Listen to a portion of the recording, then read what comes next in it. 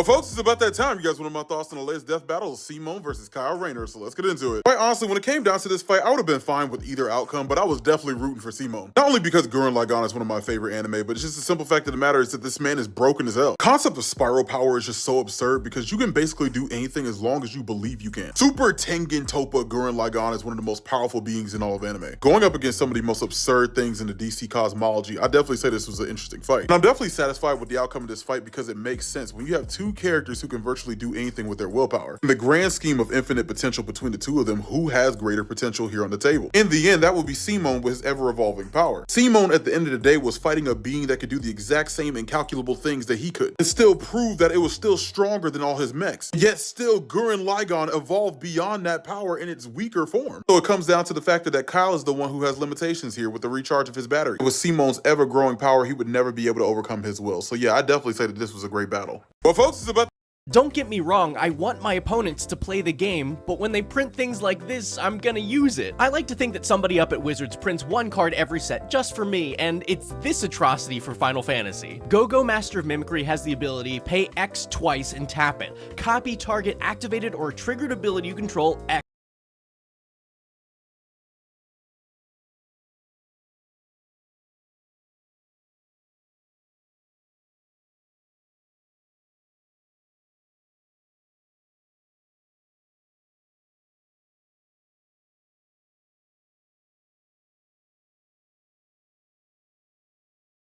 Some dungeon entrances in Top Heroes are super sneaky.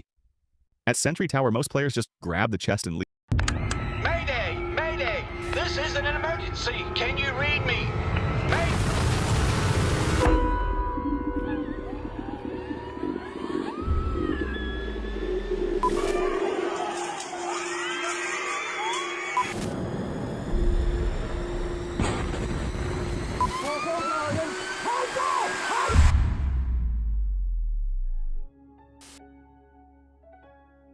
38 disturbing videos, 7 levels. This is an iceberg of the most disturbing moments caught on camera right before disasters struck.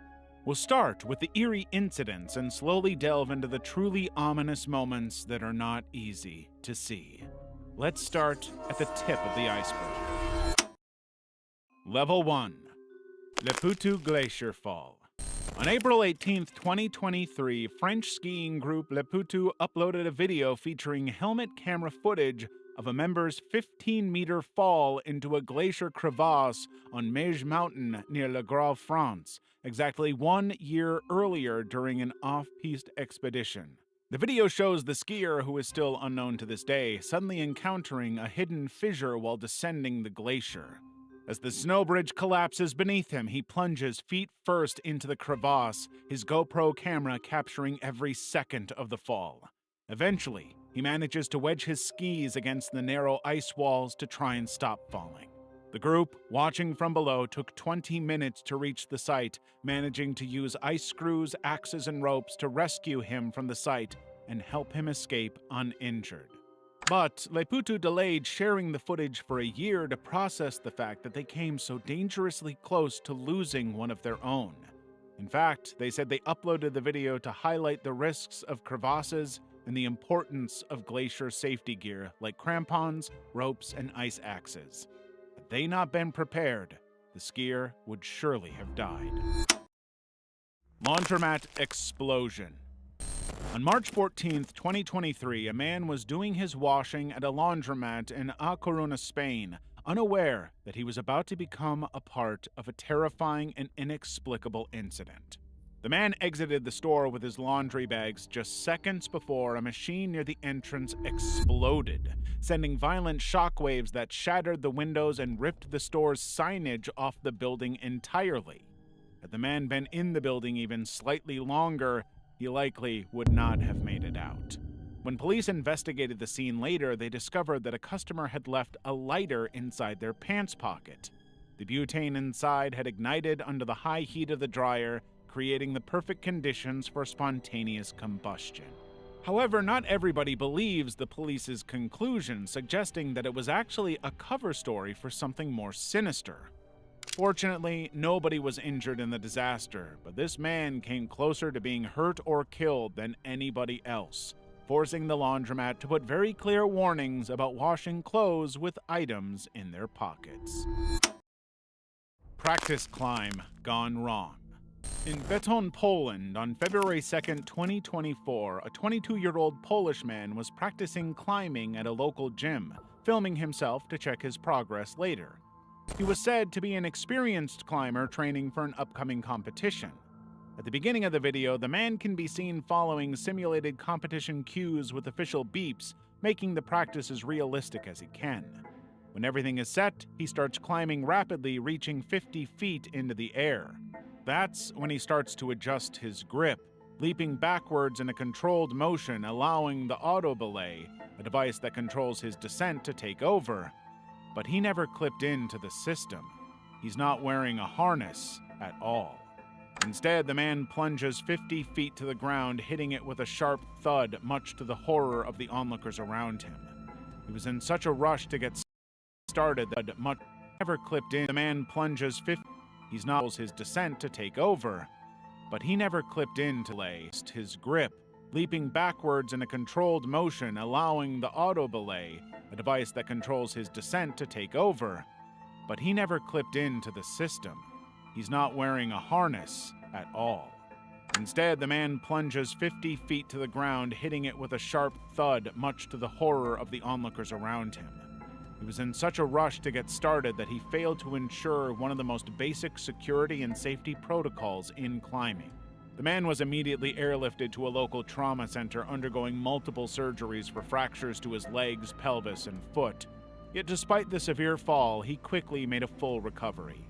But professional climbers have since used the video to prove the dangers of complacency and the importance of having multiple people to check the auto belay.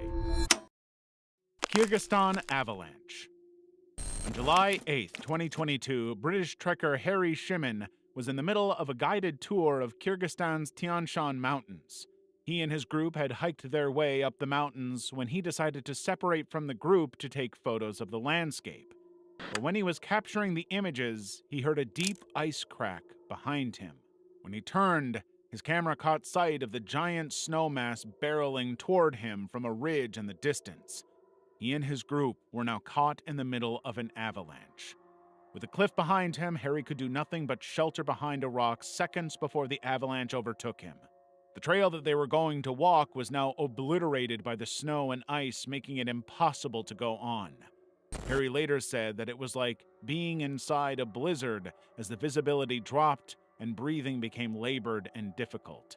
But he was an experienced hiker and a British Army officer with avalanche training. He knew there was no escape route. All he could do was to keep filming. The group, which was made up of 9 British people and 1 American, all survived. They had nothing but minor injuries. However, they discovered soon after that the path they were walking had been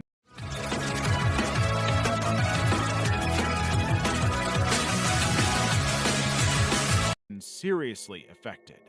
If they had gotten further down the path, they would have been crushed by large ice boulders, and they almost certainly would have died. Level 2. Truck dangling over bridge. On March 1st, 2024, Sydney Thomas was driving her semi-truck along Louisville's Clark Memorial Bridge when a pickup truck suddenly swerved into her lane to avoid a stalled electric vehicle. The pickup truck hit the semi-truck, disabling the steering system and sending Sydney's truck careening toward the railing on the edge of the bridge. She had absolutely no control, forced to accept her fate. But then, suddenly, the truck stopped, leaving her cab dangling precariously 100 feet over the Ohio River below, all captured on her dash cam. Sydney was convinced that she was going to die, trying to grapple with the fact that her only option of escape might be to jump into the river, even though she had no idea how to swim. All other alternatives seemed highly unrealistic or just impossible. But then, a firefighter, Bryce Carden, came to the rescue. Bryce had performed multiple rescues in similar situations, and he knew how to do it. Using a rappel, he carefully navigated to the cab, getting her into a harness and helping her out. It took 40 minutes, but Sydney survived the whole experience, able to return home to her son.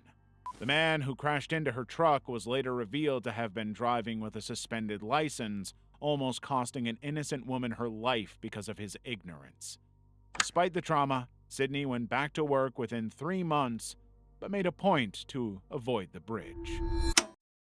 Lazar Dukic. Lazar Dukic was a 28-year-old Serbian CrossFit athlete and 3-time Games competitor competing in the 2024 CrossFit Games in Fort Worth, Texas. But he was about to become known for something far more disturbing and tragic. Event 1 began with a 3.5-mile run followed by an 800-meter open-water swim at Marine Creek Lake, all presented live to spectators and a global live stream audience. But it became clear pretty soon that Lazar was not fully prepared for what he had gotten into. The footage showed Lazar changing his swimming techniques around 100 meters from the finish line, transitioning between strokes and treading water as he was increasingly fatigued. But the onlookers who saw it said they had assumed he was just suffering the same exertion as other elite athletes. But as the live stream went on, Lazar suddenly submerged under the water and didn't come back up. Those watching at home had no idea what was going on, and the safety personnel and competitors also had severely misjudged his struggle. After they realized what had happened, the live stream and broadcast was immediately stopped, with spectators ushered away from the lake. The emergency responders launched a search to find and recover Lazar's body, eventually finding it almost 2 hours later. The CrossFit CEO claimed that the safety protocols were in place and secure, and managed to get the games to resume the very next day, as though nothing happened. Beirut explosion. On August 4th, 2020, Beirut port was hit by a devastating and very scary situation, all of it captured by onlookers who couldn't believe what they were looking at. A fire within the port had triggered a catastrophic explosion, having ignited over 2,795 tons of ammonium nitrate, which had been stored inside a warehouse alongside a lot of fireworks. Initially, all locals saw was unusual white smoke billowing out of the warehouse with occasional flashes from the fireworks. But within 30 minutes, a massive blast equivalent to 1.5 to 2.5 tons of TNT erupted in a fiery burst that was captured by security cameras and terrified onlookers.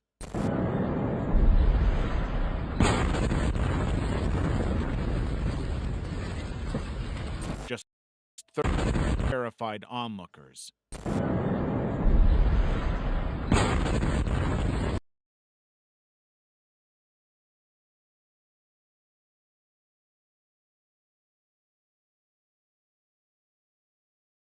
Onlookers. That is absolutely wild.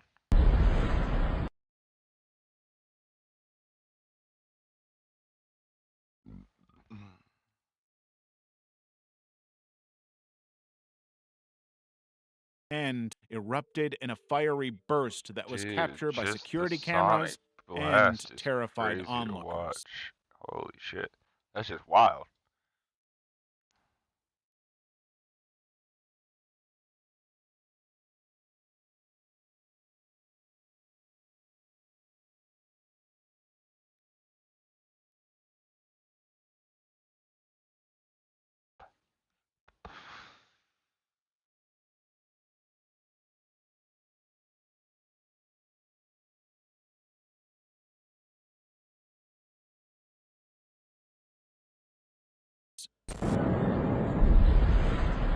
Wow.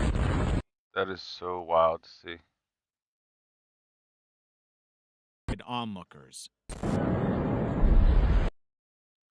I've never seen it like that. Just watching it just destroy that building. And terrified It onlookers. just destroys like the concussive blast right here. That's the explosion.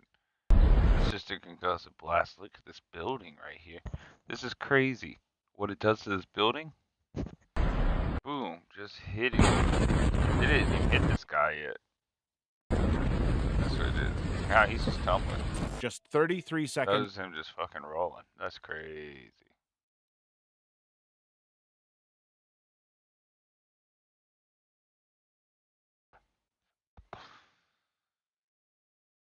Dude doing some crazy shit, ain't he? Later, another explosion erupted, even bigger than the last. This one was estimated to be the equivalent of 1,000 to 1,500 tons of TNT, producing a supersonic shock wave and a giant red-orange mushroom cloud. The force of it was so strong that it shattered windows kilometers away, flattening other structures on the port. Debris was catapulted all over, activating alarms and engulfing streets in dust clouds. The blast from the explosion ended up killing 218 people, including firefighters and international workers,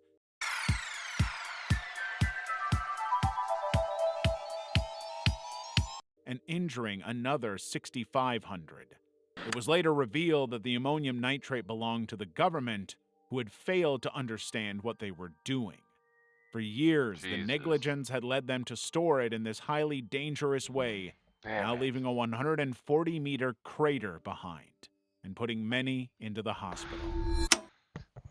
Kamikaze pirate ship explosion. On October 1st, 2024, Yemenis rebel pirates began to launch a series of coordinated attacks into the Red Sea, sending out an explosive-filled drone boat that was to strike the Panamanian oil tanker Cordelia Moon. The carefully plotted attack began with 4 missile splashes, which landed near the vessel as an intimidation tactic. Then, they sent the explosive-filled drone right into the side of the tanker, destroying a buoy used to keep the tanker afloat. Fortunately, the ship did not sink. But the Cordelia Moon was full of armed security personnel on the way to the Suez Canal, and this was a very clear escalation. The first since September, when the pirates had paused all maritime attacks. They later claimed responsibility for the attack, demanding an end to the Israeli military operation in Gaza. Unfortunately, they seemed totally clueless that neither the Panama-owned Cordelia Moon nor their other target, the Liberian-owned Minoan Courage, had any ties to Israel. Fortunately, nobody was injured, but it was a clear demonstration of the pirates' evolving tactics, combining drone boats, missiles, and aerial drones to overwhelm defenses and make their attacks more devastating. Since October 2023, the group has attacked over 80 vessels, sunk 2 ships, killed 4 sailors, and disrupted $1 trillion in annual trade for their own purposes. And if you want access to more great, disturbing videos like this one, just hit that subscribe button. Level 3. Passenger jumps off cruise ship. On May 26, 2024, the Royal Caribbean's Icon of the Seas was in the middle of its week-long voyage from Miami. The ship was around 300 miles from port, and one man inexplicably decided to jump from the ship's 5th deck, a 90-foot drop into the highly shark-infested waters. The incident was captured by onboard surveillance cameras and guests, with the overboard detection system immediately triggered and forcing crew members to stop the boat immediately and begin a search for the body. Rescue teams deployed a boat to search the waters around the boat, along with the U.S. Coast Guard. Within a few hours, the body was recovered, but it was far too late to save him. By the time the body was returned to the ship, he was pronounced legally dead. Of course, those on board the ship had no idea what had happened and applauded the announcement that his body had been recovered, believing that he had been found alive. After a 2-hour pause, the cruise ship continued on its route, with most of the guests on board continuing their planned activities, something that horrified some of those on board who believed the cruise should have been immediately stopped. Helen Nyabuto. 24-year-old Kenyan care worker Helen Nyabuto was live-streaming herself swimming in an unsupervised motel pool in Chatsworth, Ontario. She had been staying temporarily at the motel for work and decided to take advantage of the facilities.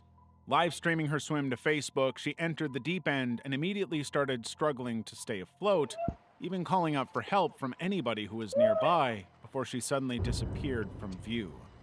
For the next 4 hours, the live stream continued. Eventually, 2 guests discovered her body at the bottom of the pool, informing the motel, who contacted the local police. Thanks to the live stream, they soon ruled that her death was an accident and non-suspicious, confirming that the pool met local safety regulations but lacked necessary supervision. In honor of her memory, her family launched a GoFundMe campaign to get Wow, her he body quit. back He to was gonna Nairobi. win that. That's The kind of goal crazy. was met within days, with people from all over the world chipping in to help a family in the middle of a devastating tragedy. Baby shower gone wrong. On September 2nd, 2023, 32-year-old pilot Luis Angel was preparing for his latest gig. Sad. He had been hired for a gender reveal party in Nabolato, Mexico, Poor little girl. where he was to perform a low-altitude fly past that would release the dye into the air. But on the ground, the situation was much different.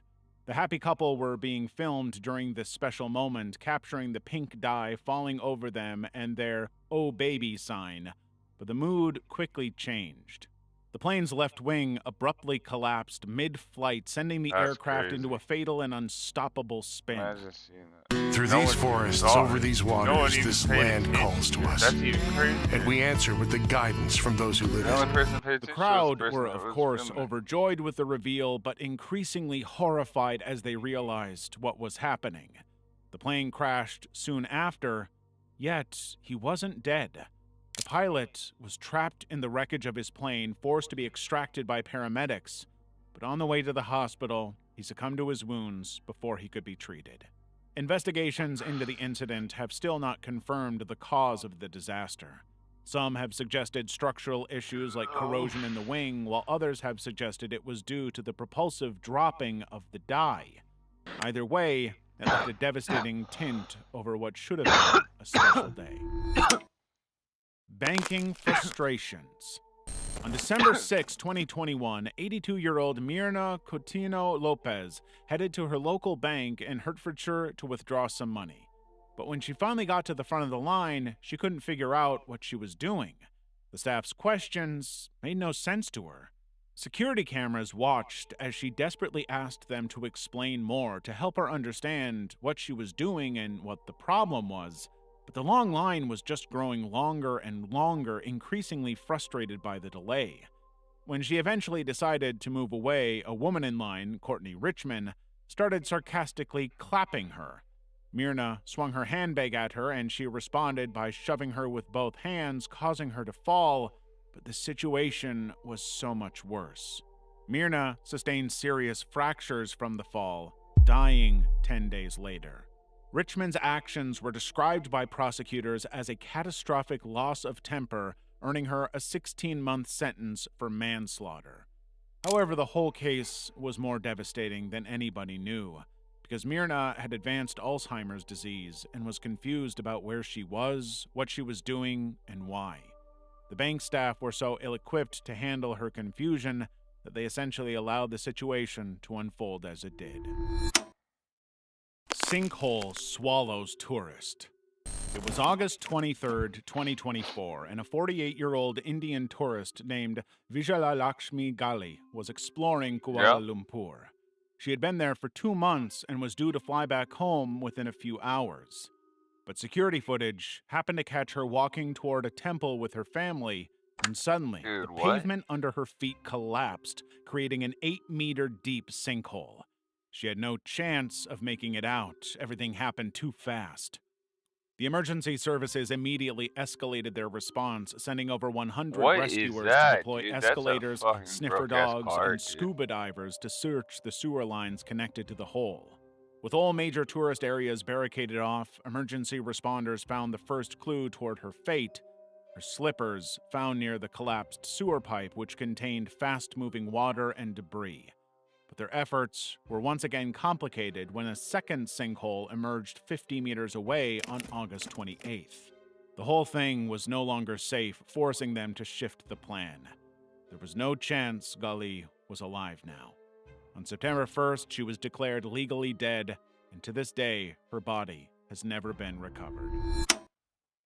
Bungee jumping accident. It was December 18th, 2016, and Fabio Ezequiel de Moraes, a 36-year-old Brazilian thrill seeker, was about to attempt an incredible 40-meter bungee jump from a railway bridge in Sao Paulo, and he was going to record all of it. The video begins with Fabio with his wife, 6-year-old son, and brother, who had all gathered to watch what could be the pinnacle of his stunting career. He had apparently been so prepared for the jump that he even considered jumping with his son, though eventually changed his mind. When the moment finally arrived, Fabio jumps head first, but the cord tied to his ankle doesn't rebound. The specialist team he had hired miscalculated the length required. Yeah, I'll make him have to waste Fabio hit the ground directly, collapsing right in front of his family. But by the time he was transported to a hospital, he was pronounced dead right away due to head trauma. The video that Fabio took became key evidence in the investigation, confirming that the team responsible for rigging the jump had catastrophically misjudged the entire thing and cost a family a valued member. Sergio de Santana's zipline accident. On August 10, 2022, Sergio Murilo Lima de Santana, a 39-year-old tourist from Belém, Brazil, was in Canoa Quebrada, filming himself on a 30-meter high zipline. He had been there for 6 days, soaking up the local culture and adventure. But then, his video took a tragic...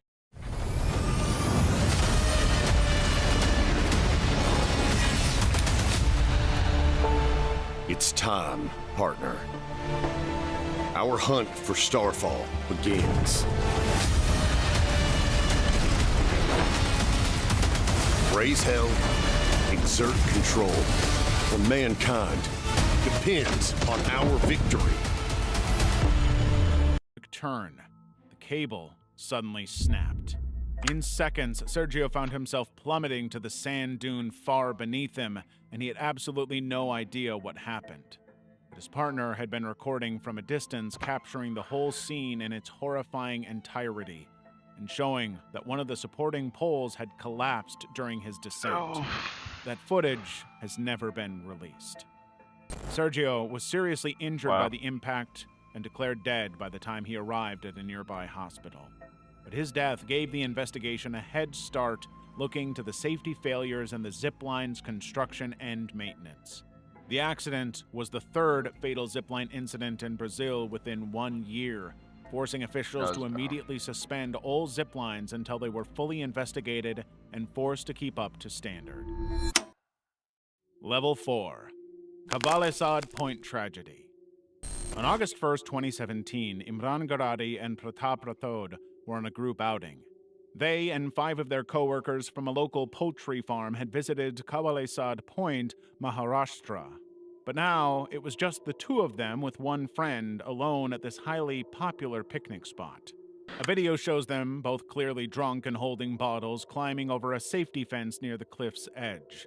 After briefly hesitating and backtracking, they slipped and plunged into the 2,000-foot deep gorge below. Of course, their friends had absolutely no idea what happened and simply reported the men missing to Sawantwadi police, who discovered the accident through local witness accounts. But efforts to recover the bodies were far from simple. Intense torrential rain, cascading water, and dense mist obscuring the valley made it all but impossible to try and reach the likely impact zone. Even when the bodies were eventually spotted, the hazardous conditions delayed retrieval for days. The authorities immediately went to question the individual who filmed the incident, confused about why they didn't bother to try and stop their friends from doing such a blatantly stupid thing. Until this incident, the area had no prior recorded fatalities. Now, they had their first, and on video. Taichung City Pipe Construction. On November 30th, 2023, a 50-year-old worker, identified as Song, arrived at his latest job, a Taiwan Water Corporation pipeline replacement project. Song was on top of a steel pipe using a lump hammer to dislodge a pre-cut 60 by 40 centimeter steel plate when suddenly the section gave way beneath him. That abrupt release created a vacuum within the pipe with a suction force so strong that it pulled him feet first into the narrow opening. The whole incident was captured on video by a person standing above the construction trench. In the video, you can clearly see Song stabilizing himself after the initial fall, but the vacuum's force proved too overwhelming to fight. His co-workers immediately attempted to extract him from the pipe, succeeding only after a brief struggle. But when the paramedics arrived shortly after, Song had already lost briefs after the initial trench. The whole incident was captured on video by a person standing into the narrow open the pipe with a suction force force so strong that it pulled him feet first into the narrow opening. The whole incident was captured on video by a person standing above the construction trench. In the video, you can clearly see Song stabilizing himself after the initial fall, but the vacuum's force proved too overwhelming to fight. His co-workers immediately attempted to extract him from the pipe, succeeding only after a brief struggle. But when the paramedics arrived shortly after, Song had already lost vital signs. He was pronounced dead at a nearby hospital. Authorities immediately launched an investigation into safety protocols at the site, confirming that the accident was one of 3 fatal workplace incidents reported. No further information has ever been released. Armin Schmeider last dive. It was August 28, 2016, and Italian base jumper Armin Schmeider launched a live stream on Facebook. He was up at Kandersteg in the Swiss Alps getting ready for an epic wingsuit flight, which he was going to stream for his viewers. Schmeider was in a great mood, ready for the jump. He had his wingsuit, helmet, and sunglasses before slipping his camera into his pocket, transitioning the view to a muffled perspective. For the next 3.5 minutes, viewers didn't see anything, but they heard everything. The stream began with ambient sounds of Schmeider counting down before leaping, but suddenly everything changed. Approximately 25 seconds of flight noise followed before a shout and impact were heard. Then, the audio fell silent except for distant cowbells. Obviously, something had happened, and the comments went crazy. Viewers, including Schmeider's mother and brother, reacted with urgent comments like, "Where is he and what happened?" as the stream continued without further communication or explanation. It took several hours before Swiss authorities confirmed Schmeider's death, though the exact cause remained before continued without further comment. 25 seconds before leaping, but suddenly the stream began with ambient sounds of Schmeider counting down before leaping, but suddenly everything changed. Approximately 25 seconds of flight noise followed before a shout and impact were heard. Then, the audio fell silent except for distant cowbells. Obviously, something had happened, and the comments went crazy. Viewers, including Schmeider's mother and brother, reacted with urgent comments like, "Where is he and what happened?" as the stream continued without further communication or explanation. It took several hours before Swiss authorities confirmed Schmeider's death, though the exact cause remained under investigation. Schmeider had been an experienced skydiver for years, though he had only 1 year of wingsuit flying experience. Now, his viewers and family members... This game, you're not ready for it.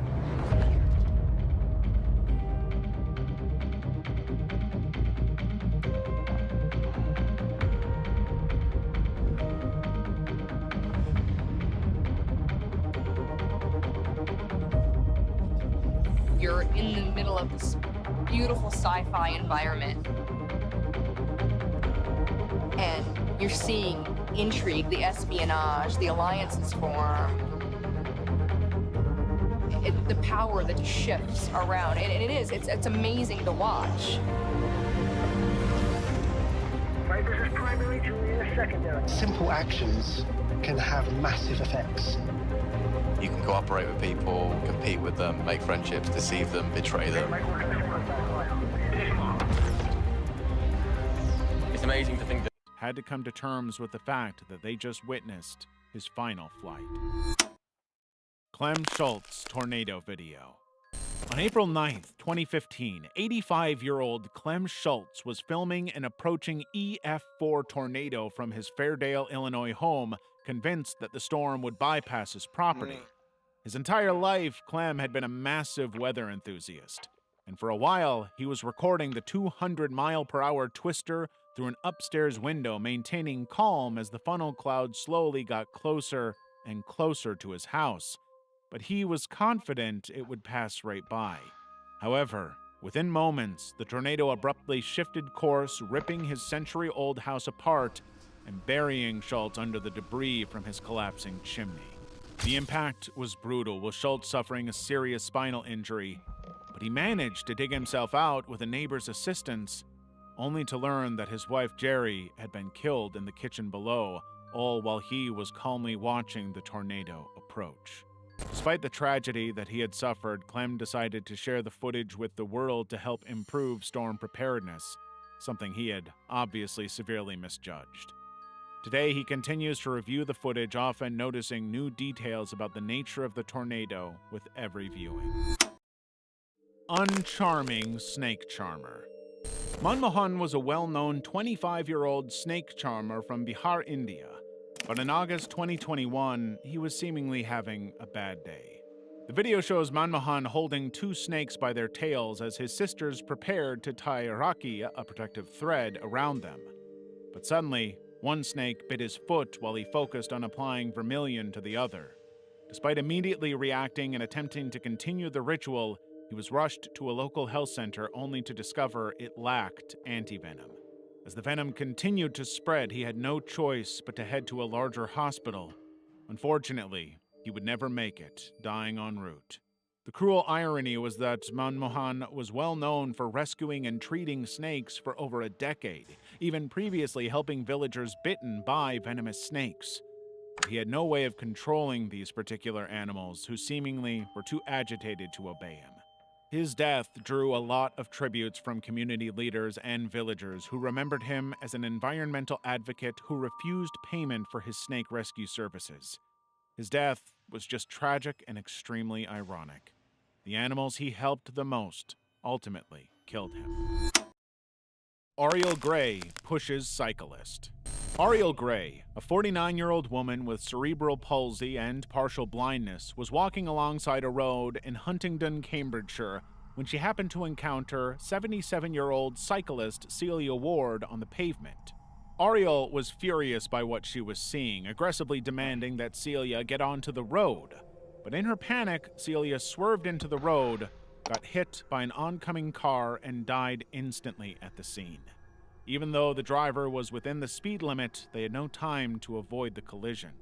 Ariel had seemingly no concern about the incident. She left the scene to go shopping at a local grocery store. And when police saw the security footage and tracked her down, she conveniently claimed she couldn't remember the incident or what she had done. But her actions were not going to help her. In court, prosecutors argue that her actions were territorial and disproportionate. Legally, the path's status as a shared cycleway was not at all clear, no matter how many reviews had been conducted. She was ultimately convicted of manslaughter and received a 3-year sentence. But it was ultimately overturned due to lack of evidence of intent. The camera doesn't show her physically touching the woman, making it appear Celia was the one who decided to swerve into the road, meaning that Ariel was technically not guilty. However, the bizarre way that Celia tumbles into the road has left many people convinced that Ariel did push her and managed to somehow get away with it. Gavin Collins. What happened? No consent and died in Celia was seeing, aggressively demanding that Celia when she had park a list. Ariel Gray, a 49-year-old woman with cerebral palsy and partial blindness, was walking alongside a road in Huntingdon, Cambridgeshire, when she happened to encounter 77-year-old cyclist Celia Ward on the pavement. Ariel was furious by what she was seeing, aggressively demanding that Celia get onto the road. But in her panic, Celia swerved into the road, got hit by an oncoming car, and died instantly at the scene. Even though the driver was within the speed limit, they had no time to avoid the collision. Ariel had seemingly no concern about the incident. She left the scene to go shopping at a local grocery store. And when police saw the security footage and tracked her down, she conveniently claimed she couldn't remember the incident or what she had done. But her actions were not going to help her. In court, prosecutors argue that her actions were territorial and disproportionate. Legally, the path's status as a shared cycleway was not at all clear, no matter how many reviews had been conducted. She was ultimately convicted of manslaughter and received a 3-year sentence. But it was ultimately overturned due to lack of evidence of intent. The camera doesn't show her physically touching the woman, making it appear Celia was the one who decided to swerve into the road, meaning that Ariel was technically not guilty. However, the bizarre way that Celia tumbles into the road has left many people convinced that Ariel did push her and managed to somehow get away with it. That's sad, dude. Push her away, that meaning that Ariel was technically not she guilty. did push her right there. However, the bizarre way that Celia tumbles into the road has left many people convinced that Ariel did push her and managed to somehow get away with it. Gavin Collins. Hope she gets what comes to her. On April 18th, 2019, Gavin Collins, a 39-year-old with a history of burglary and theft, was released from HMP Ranby under the home detention curfew scheme, despite having pending disciplinary charges.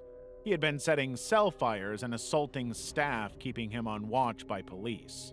However, now that he was free, he immediately embarked on a violent spree across Nottinghamshire. On April 19th, Collins forcibly entered multiple homes, stole 3 cars, and injured himself during multiple car crashes at extremely high speed. He broke into one residence, shattered patio doors with a slab. Frozen in time? Don't take slow for an answer. Get Optimum 1 gig internet for only $40 a month. And smeared crucifixes in his blood on a terrified woman and her children while ranting about religion, convinced that he was Jesus. After stealing another car, he reversed into 87-year-old Terry Radford at a Mansfield Woodhouse bus stop, killing him instantly. Witnesses at the scene said that he was shouting, "I've killed him, I've killed the devil." Collins was arrested the same day and later diagnosed with schizophrenia, leading to a manslaughter conviction. He was given a life sentence with a 14-year minimum, and the people who decided to set him free faced disciplinary action for their catastrophic misjudgment. Level 5. Luis Cavallo's first date crash. On August 4th, 2021, a police officer in New Jersey pulled over 24-year-old Luis Cavallo, who had been speeding at 100 miles per hour and running red lights in his new car to show off on a first date with Alexis Rodriguez. And then After verifying his license and registration, the officer gave him a citation and went easy on him. But he wanted to make sure Luis knew just how reckless and dangerous he was, that his speeding was going to get him or someone else killed. But Luis didn't listen to the officer, immediately getting back to his high-speed driving. Unfortunately, that was a catastrophically poor decision, and one that he wouldn't live to regret.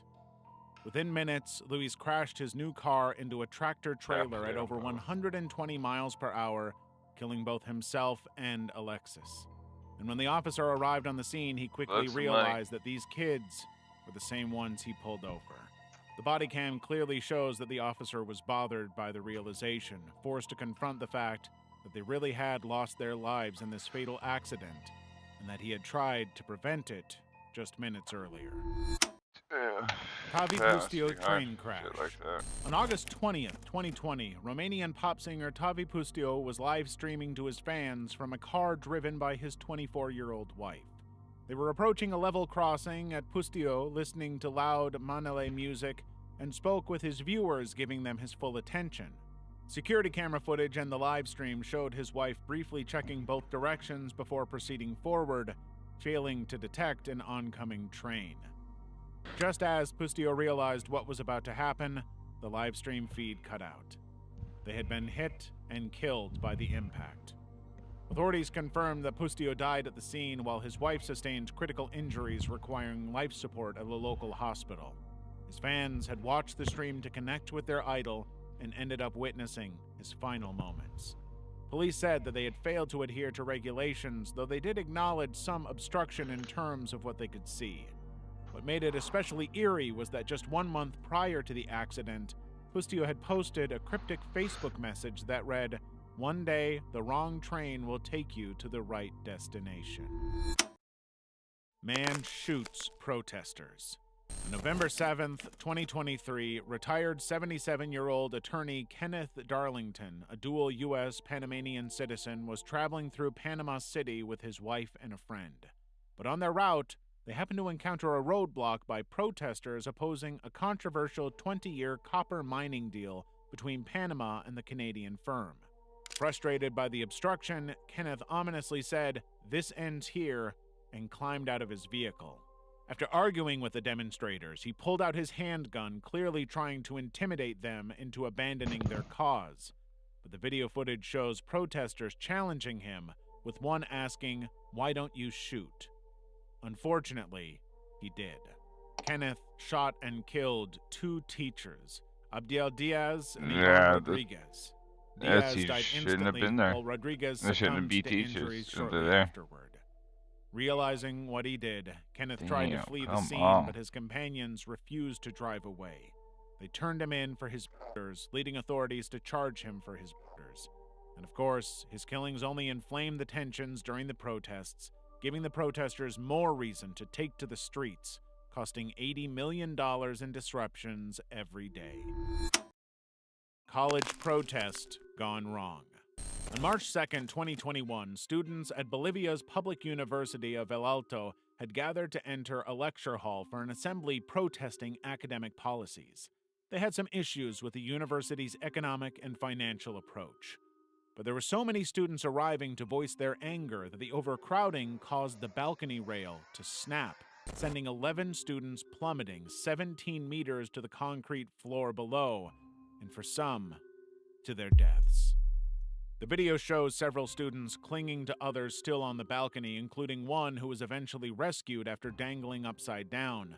But police later confirmed that 7 people had died, with another 5 injured. It turns out that the university had seriously underinvested in its infrastructure and maintenance, leading to this inevitable loss of life. Tyler Turner skydiving accident. It was August 2016, and Tyler Turner, an 18-year-old Los Banos honors student, was boarding a plane at California's Lodi Parachute Center to perform his first skydiving jump, which would be captured on video. His mother had gifted him the jump to celebrate his high school graduation, and the video shows him thanking her and telling her that they're gonna make it. Turner and his tandem instructor, Young Kwan, leapt from the plane at 13,000 feet, but their main parachute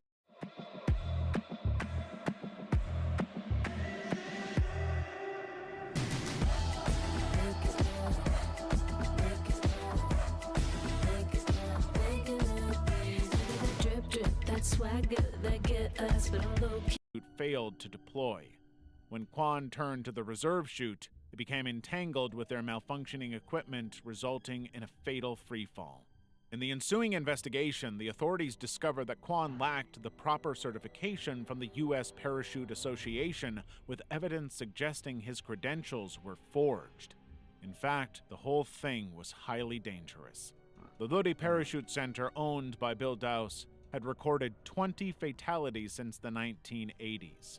When Tyler's mother filed a $40 million wrongful death lawsuit against the company, Dowse refused to stop jumps. He told her, "You don't stop the freeway when there's an accident."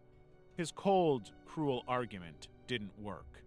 In 2021, court ruling found Dowse personally liable for $40 million in damages, citing negligence in instructor vetting and safety protocols. And in his death, California embraced Tyler's law, mandating stricter oversight of skydiving operators. Yeah, take me all that. SeaWorld helicopter tragedy. On January 2nd, 2023, in Australia, 2 helicopters took off from SeaWorld on a tourist sightseeing operation. The cameras on board captured a scene that nobody could have ever expected to see. Footage from inside the descending helicopter captured a passenger pointing toward another aircraft moments before they collided in mid-air, followed by shattered glass and frantic bracing. The departing helicopter had lifted off just 24 seconds earlier from the SeaWorld helipad, while the arriving helicopter was completing its landing approach at a separate heliport. But the main rotor blades of the departing helicopter struck the cockpit of the arriving aircraft, shearing off its rotor system and gearbox.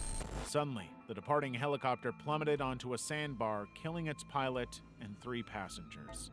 Despite catastrophic damage to the arriving helicopter's cockpit and instrumentation, the pilot managed to pull off an emergency landing on the same sandbar, sparing all 6 occupants in a very narrow maneuver. Unfortunately, 4 fatalities and 9 injuries were confirmed, including 3 critically injured children. Ultimately, the investigation revealed that the helicopters failed to communicate and made assumptions, as well as discovering traces of cocaine in one of the pilot's bodies. Level 6. Brazilian plane crash. On August 9th, What untapped 2024, is shit? Voipass I don't understand. ATR 72500 aircraft was en route from Cascavel to Guarulhos International Airport when it suddenly entered into a terrifying flat spin during its descent. Videos caught the exact moment that the plane started rotating slowly around its vertical axis while descending nose down into a residential area. The plane crashed soon after, killing all 62 people on board, though no one on the ground was I don't injured. even have to use any of the But what could have mobilize, caused honestly. this insane situation? Investigations managed to get a hold of the cockpit voice recordings, revealing the co-pilot's urgent remarks about needing more power and worrying ice accumulation on the wings. The de-icing system was simply not working, forcing the pilots to manually activate it multiple times. But ultimately, it was irrelevant. The damage had been done. The ice had accumulated so much weight that the plane didn't have enough power to counteract it. The crew didn't declare an emergency before the stall warning activated, leaving those on board clueless as the aircraft abruptly began tilting left and right into that fatal spin. The plane had actually descended from 17,000 feet, hitting What the vertical speeds fuck, over dude? 24,000 feet per minute, leaving no chance for survival. Sudden sinkhole, China. On January 13th, 2020, security footage captured an incredible and horrifying incident as a public bus paused at a stop outside of a hospital in Xing'an, China. As the bus waited, the ground abruptly collapsed beneath its front section, causing the vehicle to tilt vertically into the 33-foot-wide pit. Pedestrians waiting nearby flee for safety, but several fall into the expanding hole as the asphalt crumbles further. Seconds later, an explosion erupts from the cavity, likely triggered by ruptured utility lines, sending smoke billowing above the scene. All of this happens within seconds. Bystanders immediately did what they could to help out, trying to pull survivors out from the edge, but the collapse just kept getting like bulls waited, paused at a stop outside of a hospital in Xing'an, China. As the bus waited, the ground abruptly collapsed beneath its front section, causing the vehicle to tilt vertically into the 33-foot-wide pit. Pedestrians waiting nearby flee for safety, but several fall into the expanding hole as the asphalt crumbles further.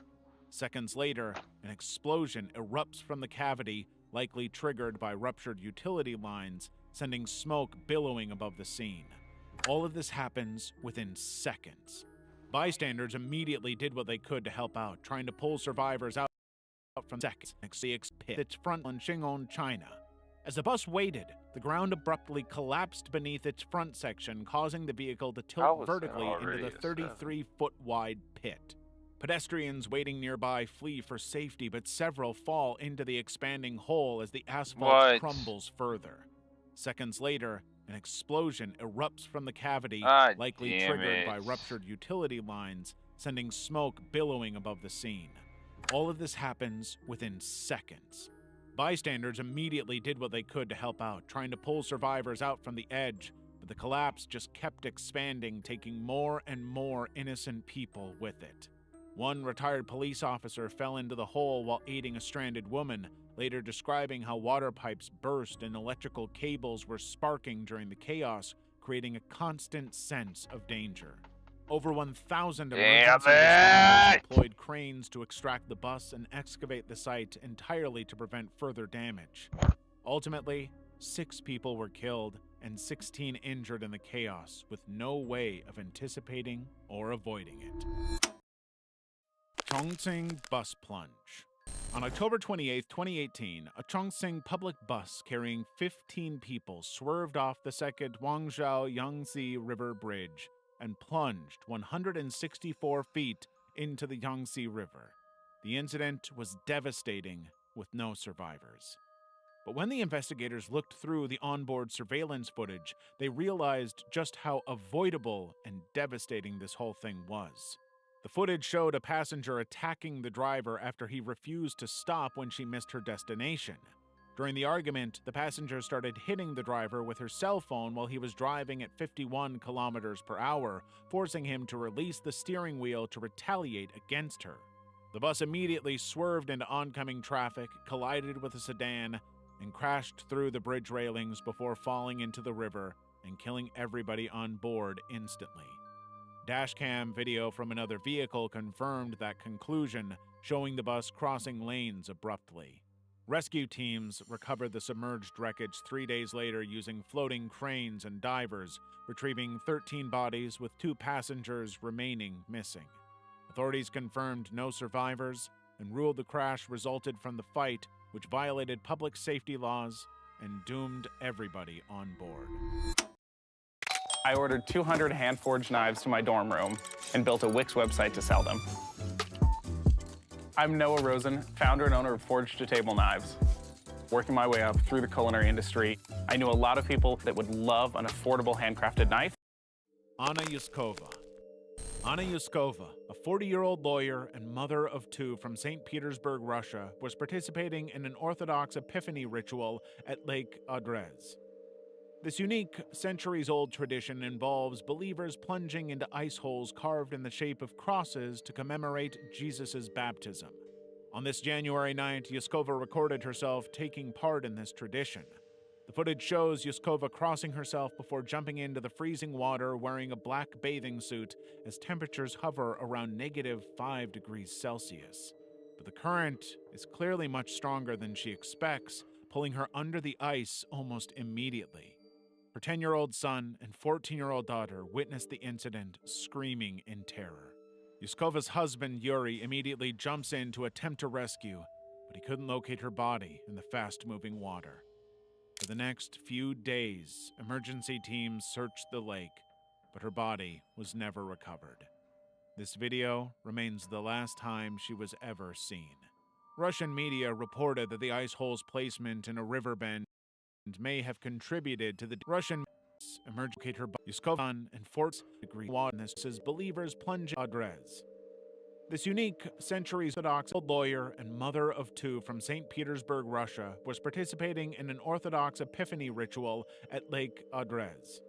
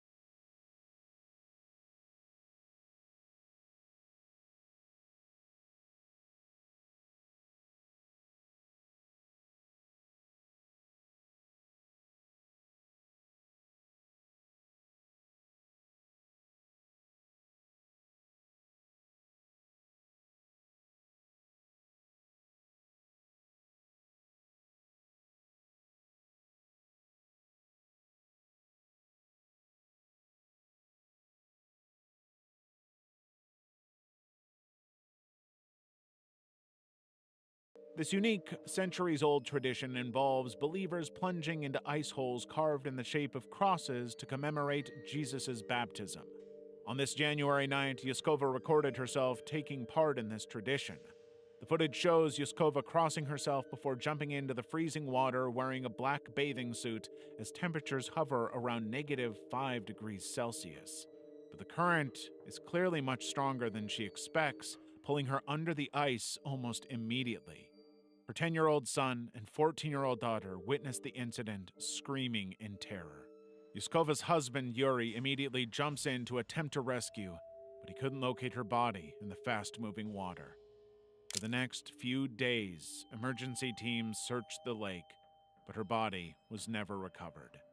This video remains the last time she was ever seen. Russian media reported that the ice hole's placement in a river bend may have contributed to the dangerous current, but they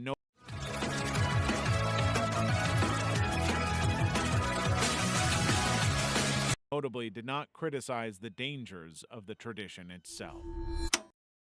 Versailles wedding disaster. On May 24, 2001, hundreds of guests poured into the Versailles wedding hall in Jerusalem to celebrate a wedding. David Ammerman, one of the guests, was recording the celebration as the guests enjoyed themselves, dancing, when suddenly a catastrophe unfolded. The floor suddenly gave way, plunging them through 2 lower stories and into the building's garage, the building echoing with screams.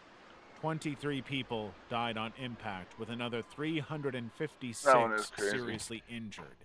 And an investigation was devastating, revealing that the hall's now collapsed 3rd floor was actually designed not as a floor, but a roof. It was never designed to have the structural capacity needed to withstand crowds. In fact, the original builders had used unapproved methods, building a surface that would fail under any kind of heavy load. And if that wasn't bad enough, just weeks before the collapse, the owner removed partition walls that had redistributed weight, adding filler material to mask the sagging floor. They had covered up the problem, but it was still there. A 2004 trial found an engineer and 3 others guilty of negligence, as well as the hall owners convicted for ignoring safety warnings. Israel's Versailles Law was immediately brought into action, ordering those responsible to improve construction oversight and victim compensation. Rescue teams ended up working for over 40 hours, extracting 3 survivors from rubble alongside the many deceased. The bride suffered severe pelvic injuries, while the groom escaped with minor wounds, ruining their perfect day. Francis Scott's bridge collapse. On March 26, 2024, the Singapore-flagged cargo ship Dali found itself in a very serious problem in Baltimore. The cargo ship had lost all power and was idly drifting alongside the Patapsco River toward a critical support column of the Francis Scott Key Bridge. Onlookers watched in horror, capturing video of the boat approaching the column and eventually hitting it, triggering a near-instantaneous collapse of the entire bridge, sending steel trusses and concrete plunging onto the ship's bow.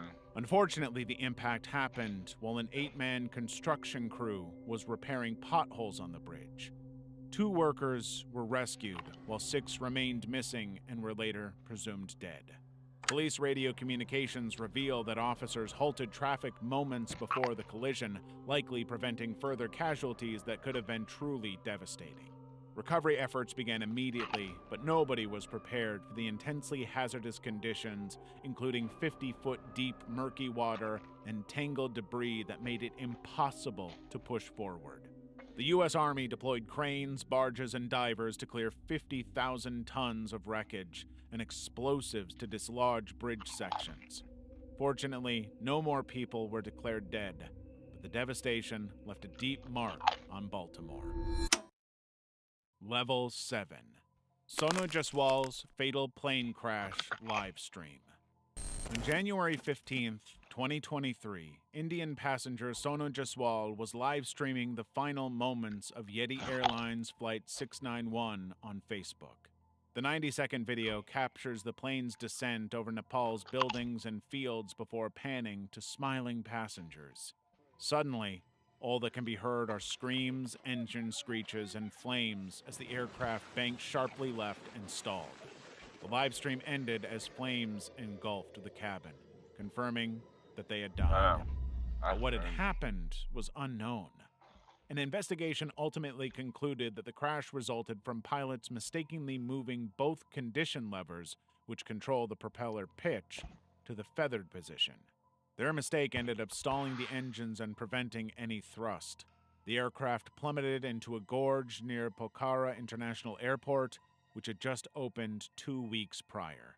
And those on Jaswal's private Facebook page had no choice but to watch from a distance as their beloved friend and family member plummeted to his death with absolutely no explanation or help. Morbi Bridge Collapse. On August 30th, 2020, CCTV footage captured the collapse of Morbi's 143-year-old suspension bridge in Gujarat, India. The bridge had reopened just 5 days earlier after a 7-month renovation by Ajanta Manufacturing, a clockmaker with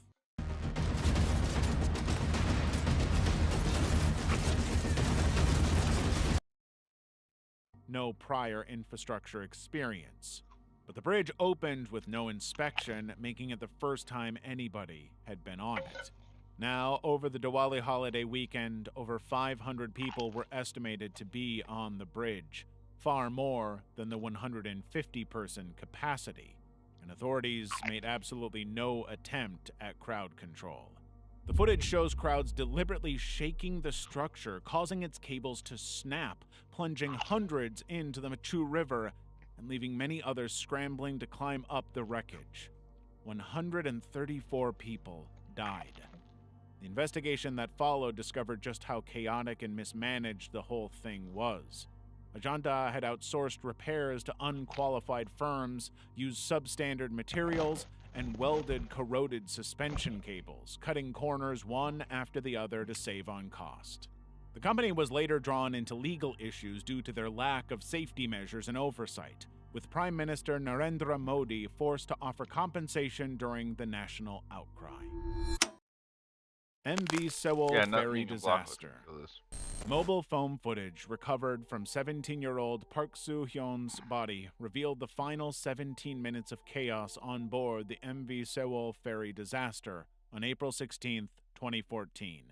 The boat was overloaded with hundreds of people, including 250 Danwon High School students, as the vessel capsized off South Korea's coast. Soo-hyun's footage captured the chaos as it unfolded. But at first, nobody knew anything was wrong. Students were joking about posting the experience on Facebook while the ferry tilted sharply, unaware that the crew's repeated announcements telling them "don't move" would prove fatal. At 8:52 a.m., a student made an emergency call to authorities that would be the first distress signal, predating the crew's delayed alert. But the ship just kept tilting, making it more and more clear that the boat was going over, and those on board were begging to anybody who would listen to help them. Survivors later testified that crew members, including Captain Lee Jung-seok, prioritized stabilizing the ship over evacuating body. With a disaster revealed Minister drawn into legal issues due to materials and welded corroded suspension cables, cutting corners one after the other to save on cost. The company was later drawn into legal issues due to their lack of safety measures and oversight, with Prime Minister Narendra Modi forced to offer compensation during the national outcry. MV Sewol ferry disaster. Mobile phone footage recovered from 17-year-old Park Soo-hyun's body revealed the final 17 minutes of chaos on board the MV Sewol ferry disaster on April 16, 2014.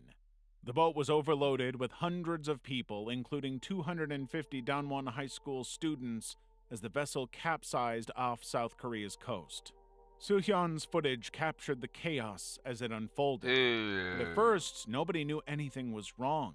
Students were joking about posting the experience on Facebook while the ferry tilted sharply, unaware that the crew's repeated announcements telling them "don't move" would prove fatal. At 8:52 a.m., a student made an emergency call to authorities that would be the first distress signal, predating the crew's delayed alert. But the ship just kept tilting, making it more and more clear that the boat was going over, and those on board were begging to anybody who would listen to help them. Survivors later I wish testified I that could crew just members, draw a including goddamn Captain Lee fucking Jung-suk, wipe for once. prioritized stabilizing the ship over need evacuating it. for 30 minutes, while the off-duty crew drank beer and made absolutely no effort to do anything. Cool. By the time an My shit's evacuation gone. order was issued, the ferry's tilt trapped most passengers below decks. That's when the video evidence became truly harrowing. The footage shows Found students enough. scrambling for Awesome. life vests Love and it. sending farewell messages to parents. Of the students on board, only 75 survived, with many having ignored orders to stay put. The crew members who didn't bother to request help, including the captain, were among the first rescued, while passengers who obeyed the announcements drowned in freezing water. The tragedy ended up sparking outrage across Korea, with many noting that the country's culture of obedience deterred the students from defying authority, something that possibly could have saved their lives much sooner. And if you want more disturbing icebergs, you should check out this video on the most disturbing ancient mysteries. Through these forests, over these waters, this land calls to us, and we answer with the guidance from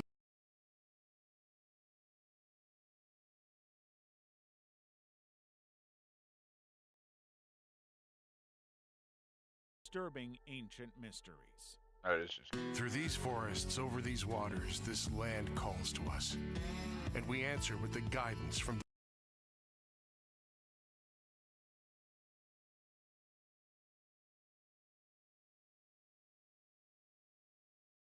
Disturbing ancient mysteries. Through these forests, over these waters, this That is crazy. to us, and we answer with the guidance from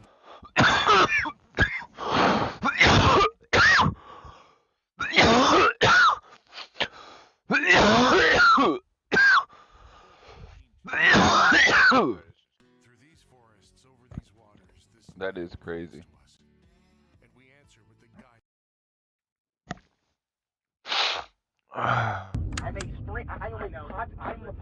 Itself pretty nicely. By May 2024, when he finally faced Man, the this wasn't good enough, Ash. consequences, the judge decided that there was no value in prosecuting him.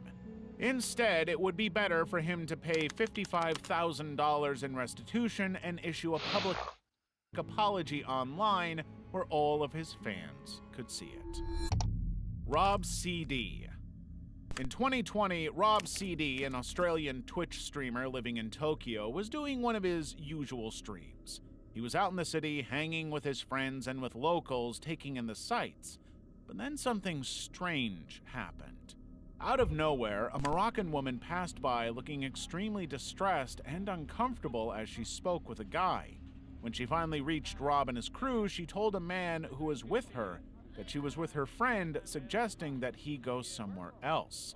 That was when Rob realized she was being followed by this creepy guy, and he had to help.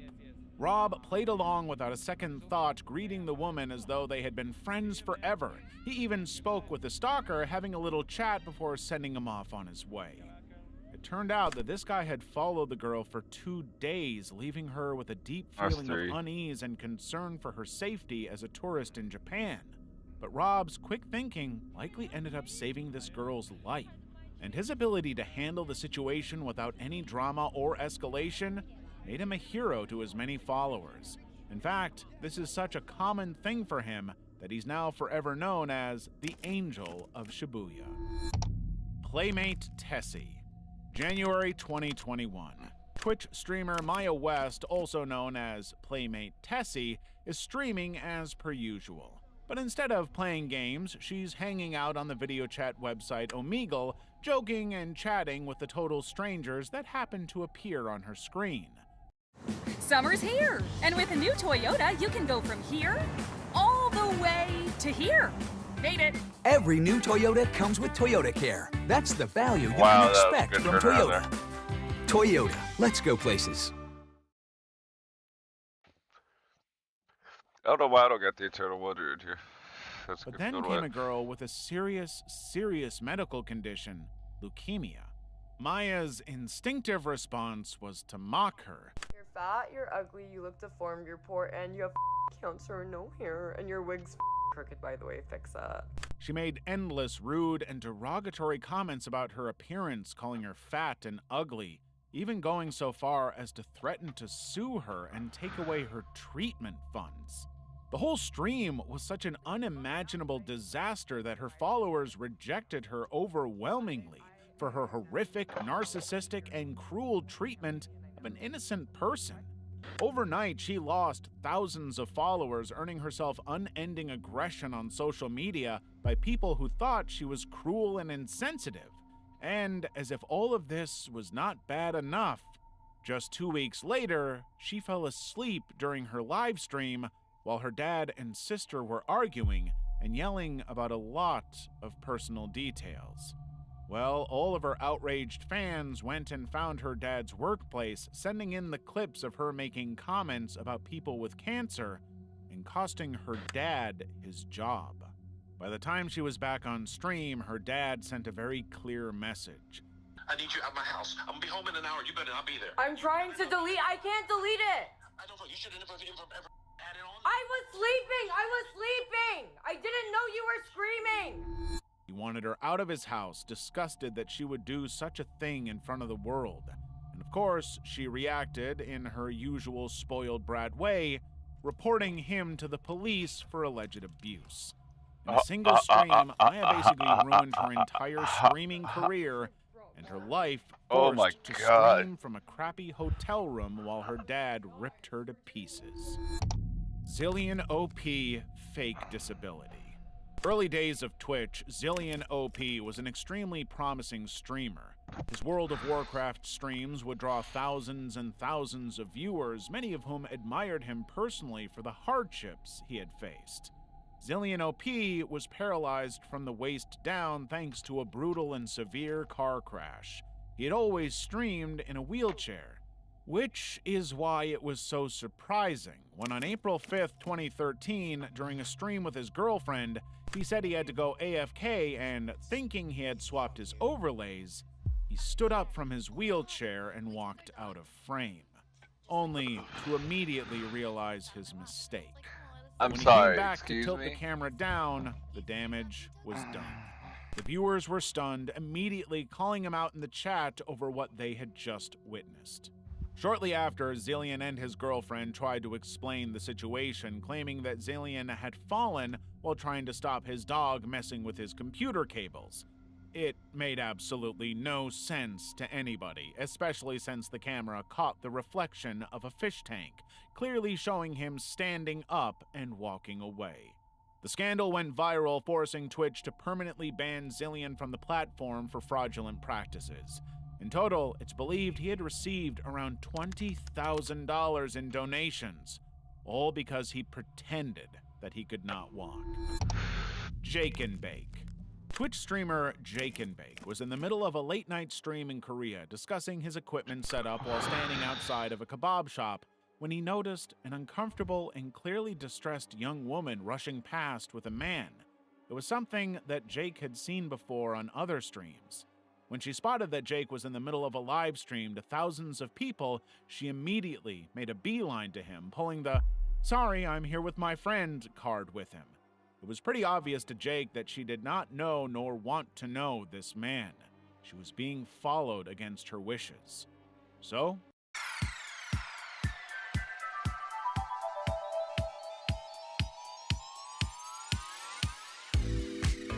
Jake did what he had to do, playing along and How'd he talking to get her as down though to they had 7? always known her, encouraging the stalker to just keep walking and leave her alone.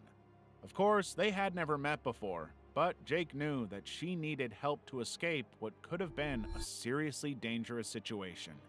The woman thanked him the minute that the guy left, admitting that she had felt like she was in serious danger. Jake had done a very good thing, potentially saving this woman from a pretty grim fate. Level 2. Mr. Big. On October 1st, 2015, Mr. Big was live streaming on Twitch when he had a sudden and strange knock at the door, despite it being around 11:30 p.m. It was the police. Apparently, there had been a noise complaint reported at Mr. Big's house, but he did not believe he had done anything wrong and had no interest in complying with the incident.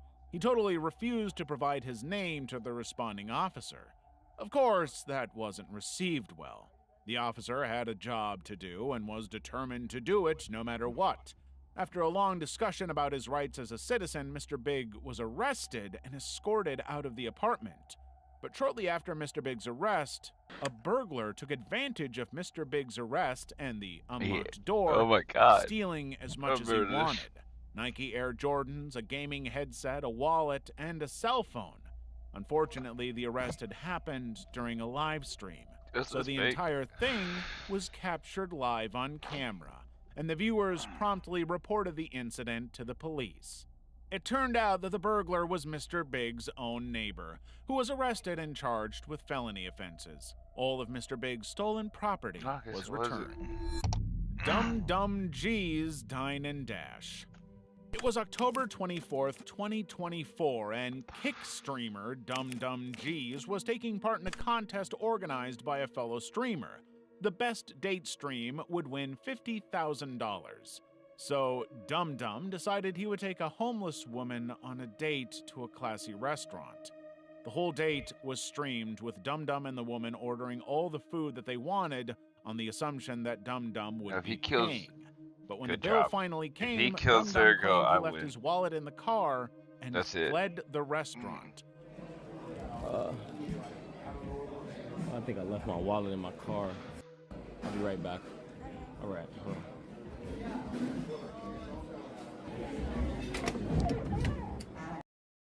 I think I left my wallet in my car.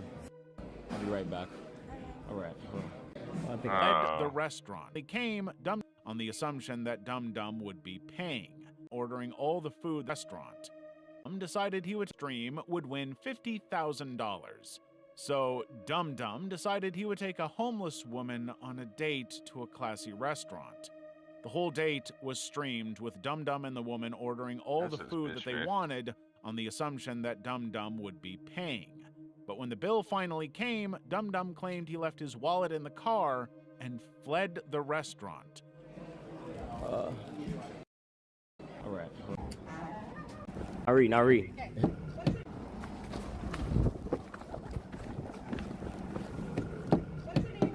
My name's ATM Nari. Thank you. Hopping into a rideshare vehicle while Mabel was still in the restaurant.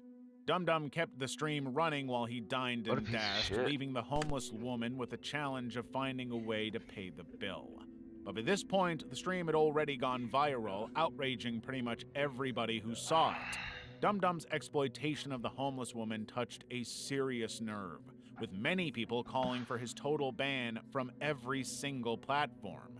And the co-founder of Kick agreed, permanently banning Dum Dum and offering a $50,000 reward to anyone who could help him connect with the homeless woman to make it right. But Dum Dum now faced a serious challenge, saving his streaming career. When he finally came to discuss the problem, he claimed that the whole thing was scripted and that the homeless woman was in on it from the beginning, but it didn't stop the outrage whatsoever. Ice Poseidon's run-in with a mob gangster. Live streamer Ice Poseidon was in the middle of an IRL stream at an Italian restaurant in Los Angeles when he was suddenly confronted by an irate man claiming to be the owner of the restaurant and a member of the local mafia. He told Ice that many of the other customers had complained about him, warning him that the sooner he left, the better. It was an ominous warning, one that his followers urged him to take seriously. I'm getting about 30 calls about you on my phone, and I'm a gangster. So you better leave here right now before there's trouble with yourself. You understand that? You're the mob over there. You better leave now. Got it? So Ice promptly left the restaurant, but his curiosity got the better of him. A little while later, he went back to the restaurant to understand what the complaints had been. And much to his confusion, he discovered that the guy who threatened him was not the owner. Actually, he was just a delivery guy who wasn't even working at the restaurant at the time he had threatened Ice. In fact, the real owner had to tell ICE that the guy almost definitely had just exaggerated or entirely made up any ties to the mafia. At no point had ICE ever been in any danger, nor had any complaints been made about his behavior. This was simply some guy who wanted to make an impression on the stream. And he definitely did that. Pokimane fires her editor. During one of her Twitch streams, Pokimane started to recall an incident in which she had to fire one of her video editors for an insanely inappropriate and disturbing reason. If you don't know where to start in Top Heroes World, the Springland is a great place to start. There are low-level enemies and villains. The editor was consistently missing deadlines, often delivering videos a week or two late. When she confronted him about the delays and demanded an explanation, he told her. He told her a little too much. Hey, do you have time to talk? I'm ready to finally tell you why I've been struggling so much with deadlines. And I said, Sure, oh, like, okay. Great. Hopefully this is something that we can fix. Nope, of course you did. Tell me why he proceeds to tell me that the reason why he would sometimes turn around videos a week or two late is because he couldn't stop touching himself? He admitted that he couldn't meet the deadlines because he couldn't stop touching himself. Pokimane clarified that the editor never said it was specifically about her, but the confession was highly inappropriate and unprofessional regardless, especially given that she had been sending him hours of unedited footage for his work. Despite the incident, Pokimane continued to pay the editor for a few months, viewing his behavior as an addiction problem. But eventually she realized the gravity of the situation and completely terminated the working relationship. The story quickly went viral, with other female or women-identifying streamers admitting that they too had experienced the same kind of harassment, and that it was commonplace in just about all aspects of streaming. Your fellow Arab. Addison Pierre Malouf, also known as Your Fellow Arab, is a YouTube personality who is famous for going to the most dangerous places in the world and filming his experiences there. Pretty much everywhere he's gone, he's been held at gunpoint or worse. But one of the most alarming live stream experiences came in Miami. Arab wasn't in the most dangerous place he had ever been. Nigeria was intense and Brazil was pretty dangerous. But Florida, by comparison, should be fairly easy. But while he was streaming in a park, he settled down next to a random guy who wanted money for drugs. Arab told him he had no money and that he was tired of being disrespected by a stranger, but that's when everything took a turn. The guy started telling him that he was a gang member who was willing to kill anybody who crossed his path and pulled out a gun to prove it. Sensing the danger, Arab quickly got up and fled the scene, even as the guy kept screaming at him. Again, this was not the most dangerous place he had ever been. This was Florida. But even he knew when to leave Florida's trouble definitely the alone. most dangerous place he's ever been. Carl Reimer. It was March 2020, and Carl Reimer was streaming Call of Duty to his 100,000 Twitch followers while drinking. At one point, one of his followers had made some kind of joke, prompting Carl to grab a gun and jokingly threaten the viewer. But in doing so, he accidentally pulled the trigger, discharging the gun, which had one live round inside. The bullet tore through a metal cup, ricocheted, and destroyed his computer monitor. Nobody was hurt, thankfully, but Carl knew he would face consequences for this. Almost immediately, Twitch suspended his account, and his esports team, Soar Gaming, immediately dropped him from the squad. Carl came back to post an apology video acknowledging his mistake and taking full responsibility for his actions, making it clear that guns are not toys and should never be handled irresponsibly, especially while intoxicated like he was. But the damage was done, and while many of his followers applauded him for taking responsibility for his own stupidity, it was too late to undo it. He had already lost many of the streaming collaborations he had worked so hard to achieve. I Show Speed swatted. It was November 2023, and iShowSpeed was celebrating the purchase of his new $10 million home with a fun Fortnite stream to his over 10 million subscribers. But then everything took a very sudden and abrupt turn, all thanks to his followers. Nice, thank you. iShowSpeed quickly and suddenly left his streaming setup, telling his followers that he had to step away for his own safety. Suddenly, the room was full of armed police officers, and that was when everybody realized what was going on. He had been swatted again. Just a year earlier, iShowSpeed had been swatted and handcuffed on stream, all because someone online decided to call in a fake emergency call to get as many police to his new house as possible. The situation was so terrifying to Speed that he took to Snapchat to express his frustration, warning viewers about how dangerous the whole thing was and how close he came to dying. He begged his followers to stop the whole thing and to think of the streamers, their families, and their well-being. But, of course, streamers continue to be victims of this horrifying pattern. Car snob, car crash. In December 2024, a Kick streamer named Car Snob was doing an IRL stream from inside his car. But while he was stationary in his vehicle, another car approached from behind and rear-ended him in a pretty serious accident. Now, people, they would immediately be concerned about the other person's well-being or worried about the damage that could have been caused.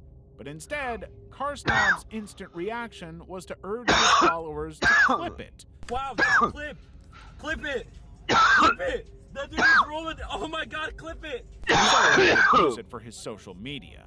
The broadcast continued after that, with the streamer constantly expressing his excitement that it got caught on camera. He was upset about the damage, of course, noting that his rear window was damaged and his car likely totaled, but he didn't seem to care about any of that, only that it was captured for the world to see. The footage quickly went viral, with many viewers expressing total disbelief that Car Snob was so much more concerned about getting it clipped than actually paying attention or checking on the other person. Of course, some people pointed out that the footage would be valuable when it came to claiming insurance, as it would prove that Car Snob didn't actually cause the incident. It didn't reflect particularly well on him, however. Level 3. Redempto gets choked. It was February 13th, 2022, and Redempto was doing an IRL stream in Amsterdam. These streams were the most popular things he did on his channel, but he had something of a history of encountering some pretty awful people willing to harass and assault him on stream. Today, however, was worse. Walking through downtown Amsterdam, the streamer was approached by a clearly intoxicated man who suddenly grabbed him by the throat and told the followers that he was going to kill the streamer. He choked Redempto until he lost consciousness, and while the stream continued, all the followers could see was a— I have always hated dress shirts, so we set out to create a dress shirt for guys just like me who can't— black screen, and the intoxicated man who suddenly grabbed him by the throat and told by a clearly intoxicated man who suddenly grabbed him by the throat and told the followers that he was going to kill the streamer.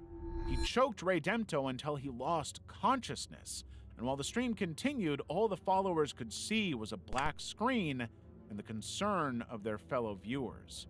It was one of the most horrifying things they had ever witnessed. The next day, Redempto updated his fans that he was safe, but that he had hit his head and was planning to file a police report.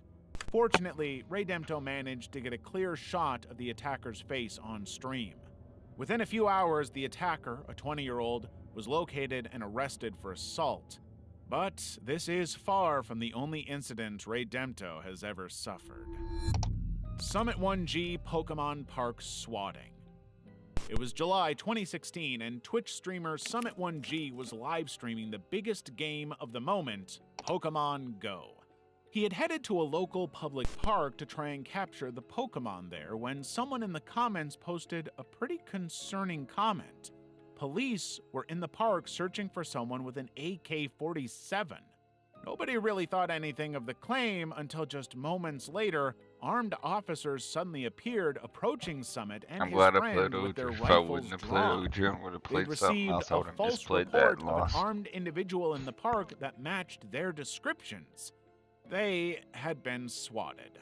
Summit handled the situation calmly and reasonably, cooperating fully with the police and their instructions. But he was always aware that they had their weapons trained on the pair from various positions. As they were ordered to walk backward toward police, the stream went dead. Later that afternoon, Summit posted to Twitter informing his followers that everything was just fine.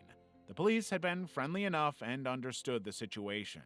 But since then, Summit has been swatted many more times, even coming to describe himself as the most swatted streamer on Twitch. It's a title that has forced him to relocate his family members multiple times, something that continues to frustrate him. Dr. Disrespect's house shooting. It was September 2018, and Guy, Dr. Disrespect Beam, was streaming Call of Duty Black Ops 4 from the comfort of his California home, but he suddenly heard a strange noise coming from outside. When he suddenly left his chair to investigate the noise, he found the terrifying source of the noise. Someone had shot at his house, breaking the upstairs window while his family was at home, and he had to immediately end the stream. In fact, this was the second incident in 2 days involving someone shooting out one of his windows. Just days earlier, someone had shot the window of his car, leaving him with a distinct impression that someone wanted him dead. The San Diego Sheriff's Department later clarified that someone had fired a BB gun at the house, not a real weapon. But the force required to shadow a window is pretty intense, so it's safe to say that even that did not bring comfort to Guy. And the authorities had no idea who actually fired the weapon. All they knew was that the shots likely came from a nearby park. They had no idea of potential suspects, and they didn't even believe that Guy was being targeted because of his internet fame. When he returned, he assured everyone that he was just fine, but unwilling to discuss the situation further. Sarah Kate's cat. In September 2014, Twitch streamer Sarah Kate was in the middle of a Black Ops 2 stream when she decided to take a break from gaming. She reached for her beloved cat Olive, who had been perched on the back of her chair. But something suddenly changed inside the cat. Olive lashed out for no particular reason, scratching Sarah with full claws and catching her eye in the process. The injury was caught on camera, and it was so bloody and severe that her followers were seriously concerned. Listing your vacation rentals on Booking.com opens the door to more guests. Oh yeah, it's like girl this that lost her eye to a freaking cat. Sarah, but which may have well prevented more her eyeball and the surrounding lid, causing quite a bit of damage. However, the medical experts assured her that she would make a full and healthy recovery within a few weeks. The video quickly went viral, bringing a lot of new attention to Sarah and her cat, and prompting her to start selling merch based on the incident. Within 2 years, Sarah had been fully recovered enough that she could look back on the whole thing from a more comfortable and far less scary perspective. Arab Andy. It was June 2018, and a YouTube prankster known as Arab Andy wanted to perform his biggest stunt yet, pranking the University of Washington. He came up with this whole elaborate plan that would scare everybody and guarantee the video to go viral. He walked into a classroom during an end-of-year reception carrying a phone and a speaker. Raising it into the air, he played a message stating that a bomb had been activated and a countdown had begun. C4 has been successfully activated. Bomb detonation countdown successfully started. Everyone in the building had only a short space of time to escape before they would be killed. The 30 people present freaked out exactly as Andy had planned. They desperately fled the room, activating the fire alarm in the process. The university took the threat deadly seriously, evacuating several nearby buildings as a precaution. But all of this was fake. Andy had begun the prank entirely because a viewer donated $4.20. And even after all of the chaos was unfolding on campus, he continued to live stream people's terrified reactions to his prank in total amusement and satisfaction. University of Washington police did not find it funny. They quickly tracked him down and arrested him, charging him with the crime of making a bomb threat. There was never an actual bomb, but the incident caused significant distress and disruption to faculty and students. Andy quickly faced the consequences of such a foolish prank. A judge set his bail at $75,000, ordering him to stay off YouTube before the trial. He was ultimately sentenced to 2 years in jail. Angel Walks. 23-year-old Army veteran and Twitch streamer Angel Walks was taking part in a live Call of Duty Warzone tournament in July 2020 when he suddenly heard a series of loud bangs and screams outside of his bedroom.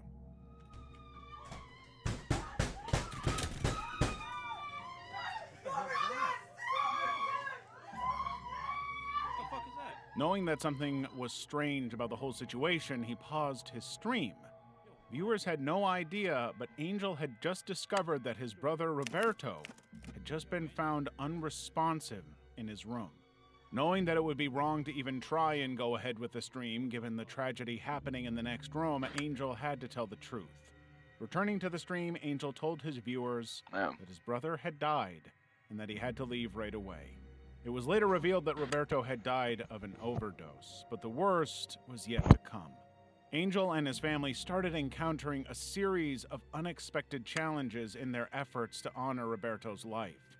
The funeral costs were far higher than anybody knew they would be, forcing Angel to turn to his streaming community for help in funding them. The gaming community he had built quickly rallied around him, exceeding his fundraising goal in their support.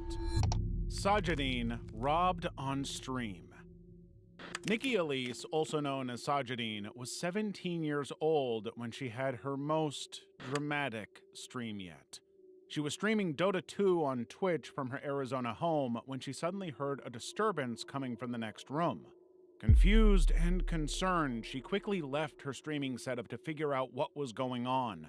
But when she left the room, the viewers heard those words, "On the ground now." Within minutes, an armed man entered Sajidine's room in full view of her followers watching from around the world.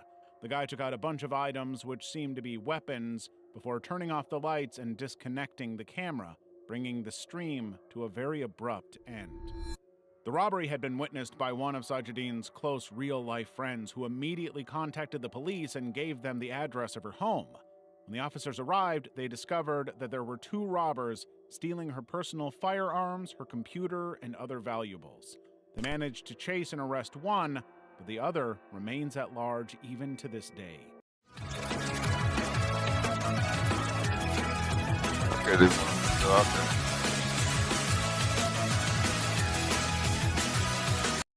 As a consequence of this tragic event, Sajidine's channel was shut down by Twitch due to terms of service violations, despite the fact that she was the victim of the attack. I'm Jasmine harassed. It was September 2020, and I'm Jasmine, a popular Twitch streamer, was in Osaka, Japan for an IRL stream. She, like many other streamers, believed that the country was one of the safest places for tourists. But, of course, female streamers continue to have complicated experiences when doing IRL streams, and she just happened to join that very unfortunate club. Jasmine was exploring the city, interacting with locals, and creating content in a place she had never experienced before. But just about everywhere that she went, she started to experience some very unwanted attention. At one point, a total stranger walked right up to her, groped her waist, and poked at her breasts. Nothing she could do would get rid of him. All she could do was just start walking and hope to eventually lose him. Of course, he followed her for several blocks before eventually giving up entirely. Her followers were urging her to get out of the situation and to keep walking, but even after the assault, Jasmine could not bring herself to go to the authorities, knowing that Japan's police are ineffective and often choose not to pursue these cases, blaming the women instead of those responsible. Level 4. Reckful's last stream. It was July 2nd, 2020, and Byron Reckful Bernstein was ending his stream. He seemed kind of different, expressing a mix of hope and despair about how things were going. He urged his viewers to connect with one another, and something that she had found actual evidence of, and now she was going to confront him in front of the world. They were driving in Palm Beach, Florida when Elisa went live, but after she accused him of cheating, the whole situation turned pretty horrifically. Unhappy with his excuses and lies, Elisa started hitting Barham. Don't talk. Don't talk. Who quickly retaliated with much more force. Unfortunately for both of them, they were captured on Eliza's viral live stream, meaning that authorities had all the evidence that they needed. She was quickly arrested on felony battery charges, something she pleaded guilty to since they had the video evidence. But while Eliza was publicly willing to express remorse for her actions, she continued to point out that her now ex-boyfriend had behaved in the same abusive way, and that she never would have hit him had he not cheated. Of course, none of this changed anything, with many of the viewers suggesting that both of them were as bad as one another. Elgato. It was Halloween in Shibuya, Japan, and an Australian IRL streamer named Elgato was broadcasting her daily life around the holidays. But as Elgato and her friend were exploring the spooky new vibe of Tokyo's brightest district, viewers noticed something odd. A strange man was following them carrying a big Japanese sword, a katana. Initially, it was assumed that he was in costume or just doing something Halloween-y, but at a certain point, even Elgato and her friend became aware that they were being followed. No matter where they went, whichever weird, chaotic escape route they took, he was there. He would not leave them alone.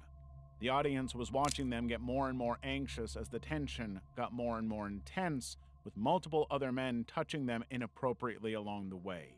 Eventually, a Good Samaritan saw how distressed they were and jumped in to help them get to safety in the form of the police. The police quickly arrested the guy before the situation could escalate anymore. But the trauma of the whole thing had taken a toll.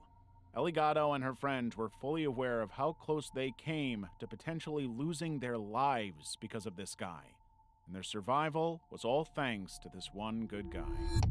Streamer shot by security. Zoe Perez is a transgender YouTuber who conducts First Amendment audits, streams in public places to test constitutional rights. But her stream on February 14th, 2019 took an unusually violent turn. Zoe had arrived at a Los Angeles synagogue.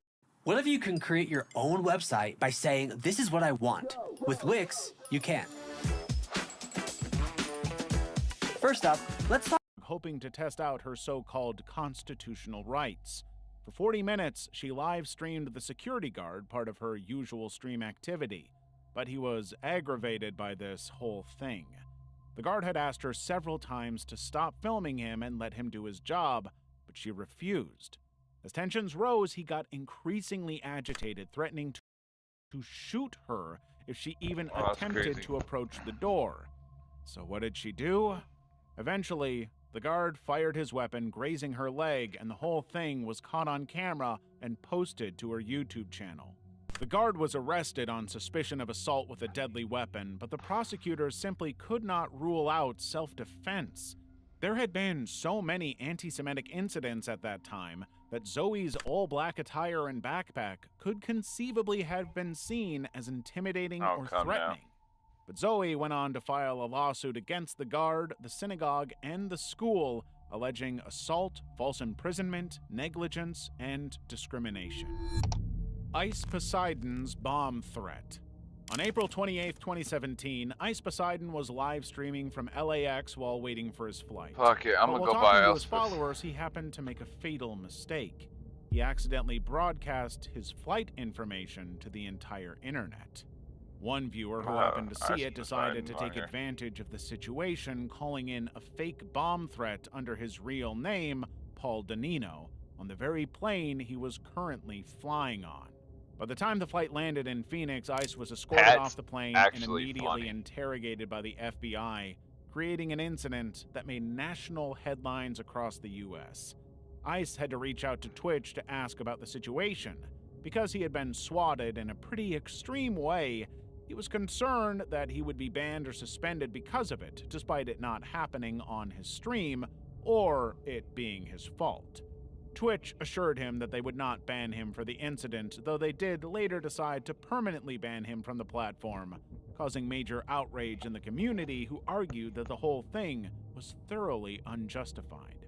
Eventually, Ice had no choice but to abandon Twitch entirely and move to YouTube, where his streaming gained him a substantial following. And as for the person who called in the fake bomb threat, he was eventually caught and sentenced to 10 years in prison. Joshua Block's alcoholism.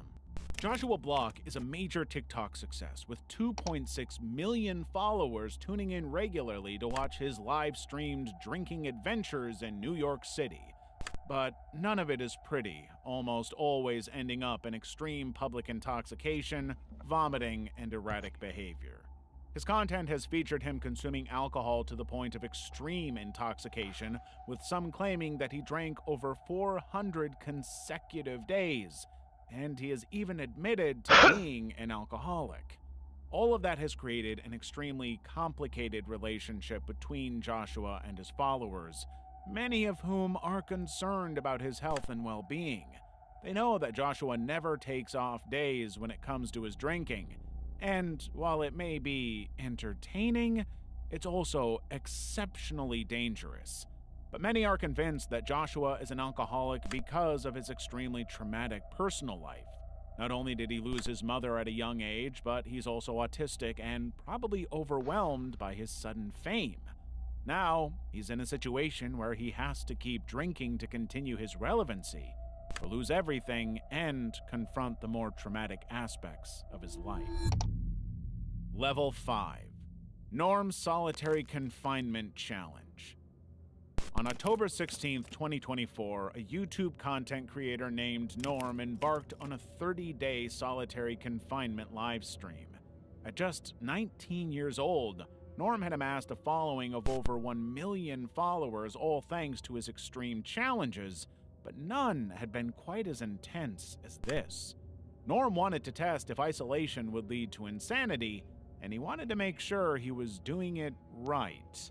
He confined himself to a small, dark room with nothing but a mattress and a hole in the wall.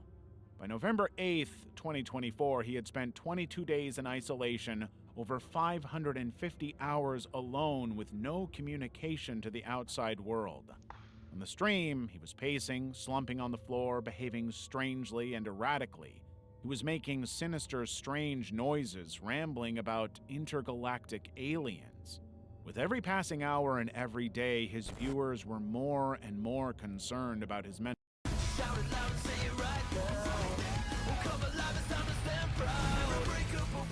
health and well-being. Some of them were even offering to pay him if he quit. But others wanted him to keep moving forward to get to the end.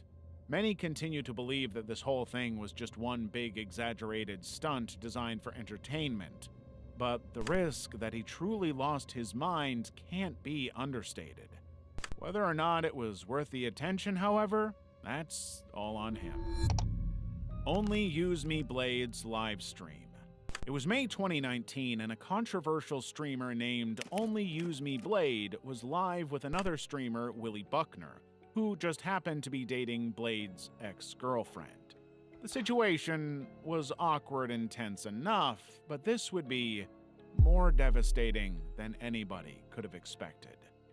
Willie was on medication, specifically Ambien, an insomnia drug, but he was being encouraged to drink more and more by both Blade and the audience, who were sending in donations for every drink.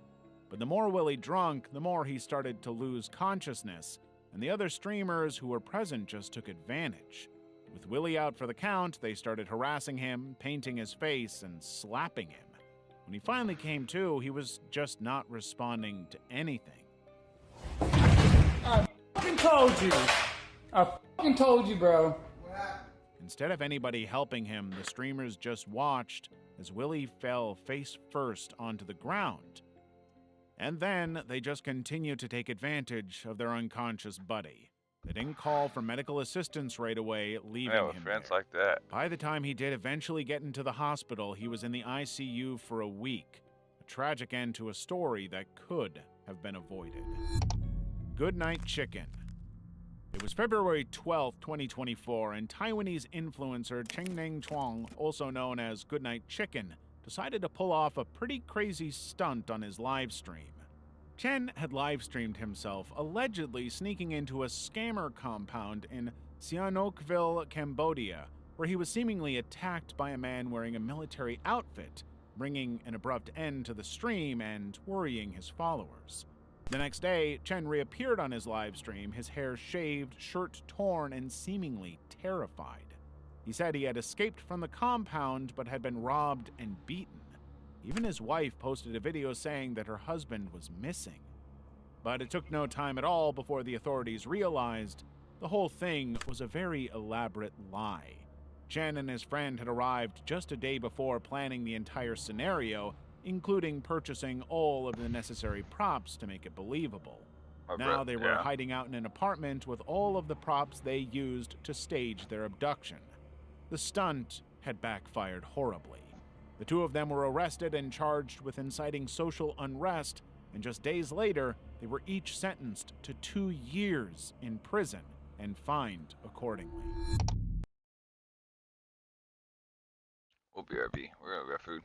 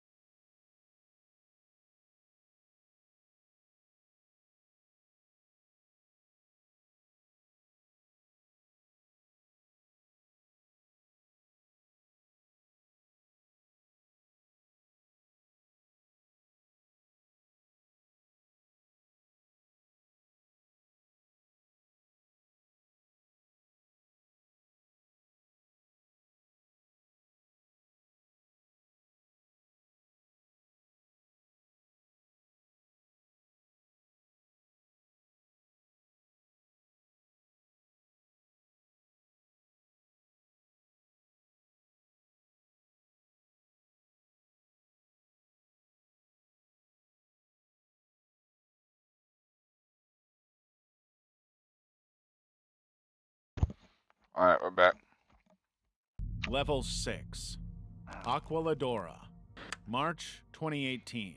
Streamer Simone Scott, also known as Aqualadora, was a guest on Austin's show, Twitch channel, taking part in a live-streamed interview.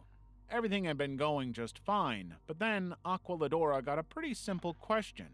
What's the worst thing you've ever done? Her answer shocked the world. Well, I used to work as a veterinary technician, so I once killed someone's dog on purpose, and I glow on purpose? Yeah, but no one knew because, you know. Oh my professional, but Oh no! Aquilidora proudly admitted that when she was a veterinary technician, Summer's here, and with a new Toyota, you can go from here all the way to here. she intentionally killed a dog. Not for her work or for any medical reason, but just because she could. Suddenly, that single clip went viral all over the internet, turning her into the latest villain of the internet. Her Twitch community overwhelmingly rejected her, hundreds of people threatening to dox her as a result. Of course, Aquilidora knew immediately that she had screwed up. If she wanted to continue streaming, she had to do something to undo all of the damage and get people back on her side. She came out and claimed that her confession was just one big joke, but it was too late. The damage had already been done. She had volunteered the information willingly and showed no remorse for it. Austin Show also jumped in to publicly condemn her for her claims, rejecting any suggestion that her words were joking or not serious. He wanted nothing to do with her. Ernest Wilson, hide and seek. It was April 4th, 2020, and Ernest Wilson III, a 24-year-old warehouse worker in Baltimore, was well known for his fun, creative drinking games, which he would usually live stream on Facebook. And despite the ongoing pandemic restrictions, Ernest was determined to do another one. He had arranged a drunk hide-and-seek party at an Airbnb for a group of selected guests, and by 2:32 a.m. the game was in full swing. Ernest was the searcher, had search chatalized as he realized actually the fence weird, capturing on camera the sight of a shadowy figure climbing over the fence of the property. It didn't take long before Wilson realized it wasn't actually one of his friends, but a total stranger. As soon as he realized, the video took a turn. Wilson dropped his phone, leaving viewers hearing nothing but screaming and gunfire. The man was a violent burglar, one of two who had entered the property and announced a robbery. Wilson had been shot during the incident and tragically died by the time he arrived at the hospital. And, despite their best efforts, the police never figured out who exactly killed Ernest. Johnny Somali. Johnny Somali is one of the most notorious streamers anywhere on the internet. At just 24 years old, he has a reputation all over Asia for showing intense disrespect and public disruption toward the local culture. Somali's streams generally involve him hurling offensive insults and slurs at random strangers, causing major disturbances in public places, and otherwise just being generally offensive.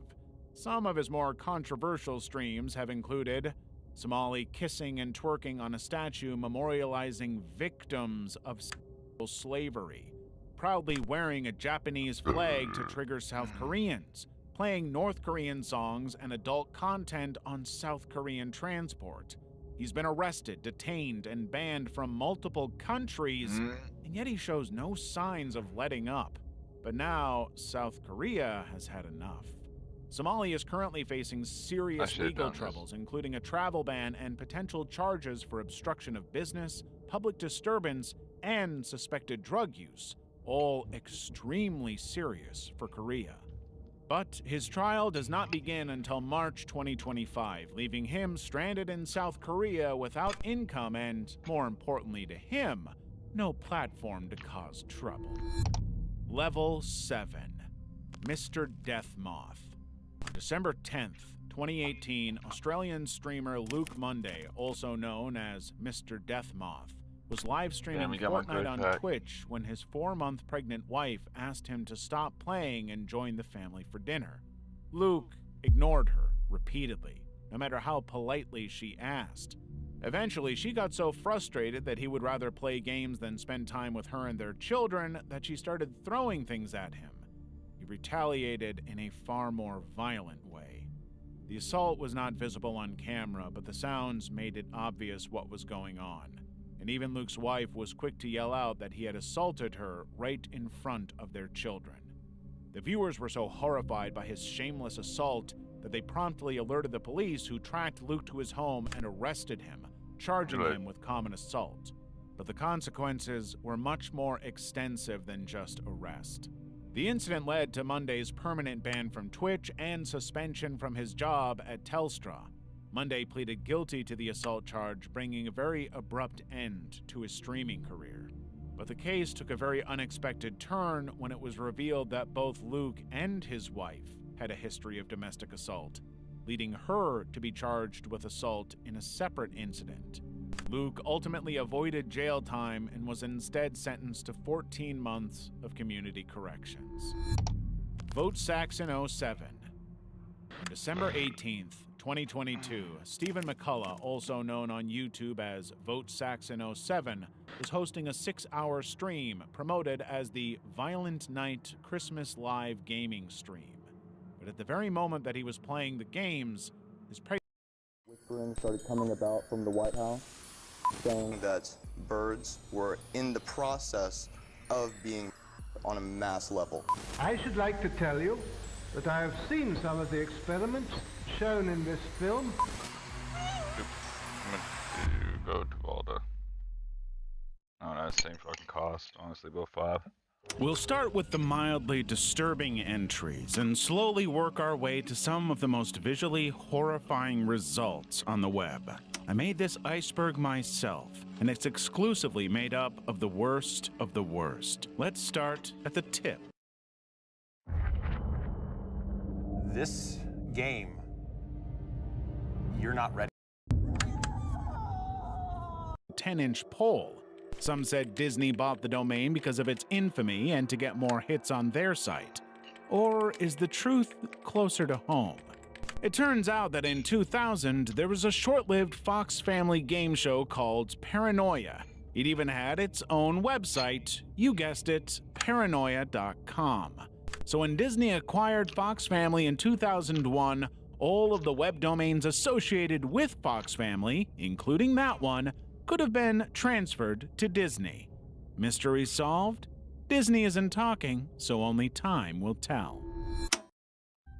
I'm seeing gnomes. For some, gnomes are small garden ornaments that chill out in the outdoors. But for others, gnomes are mischievous tiny beings, and many people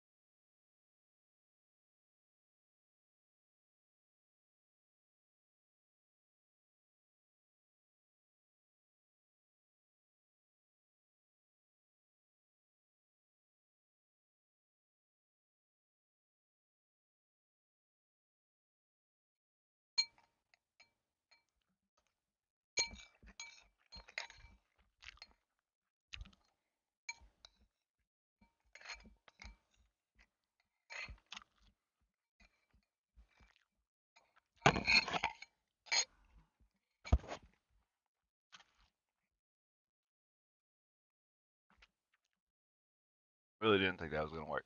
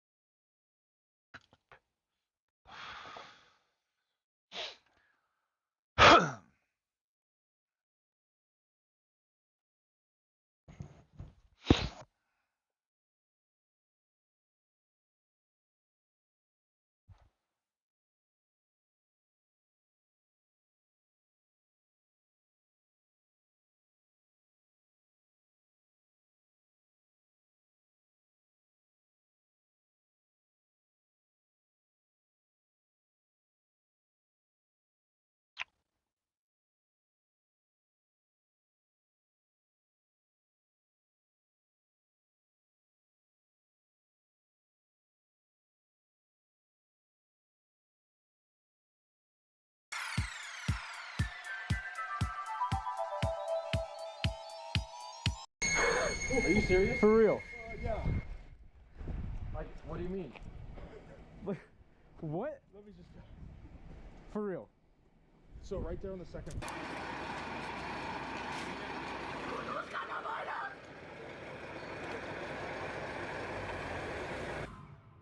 Police officers often have to face dangerous criminals daily. But what happens when the dangers are far scarier than any criminal? Here are 10 moments cops witnessed paranormal activities. Before we begin, a warning. The last story is truly shocking.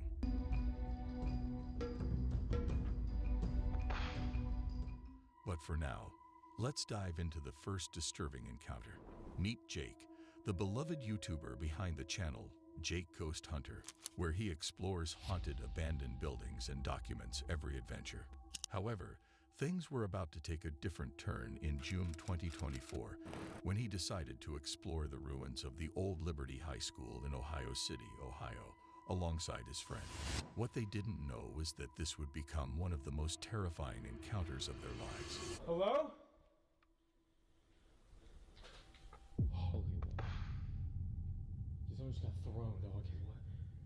What? Can you walk towards us?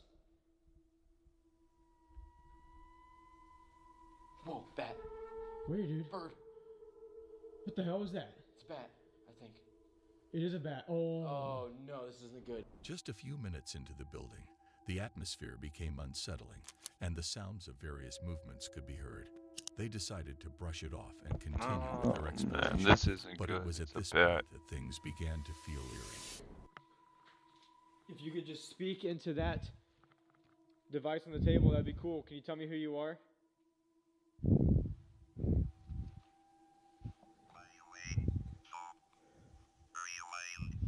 It said rewind at the end, dude. It wants me to rewind.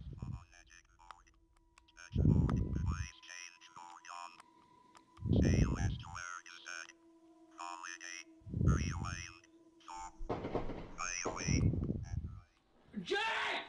I heard say your last words. Oh my god, Jake!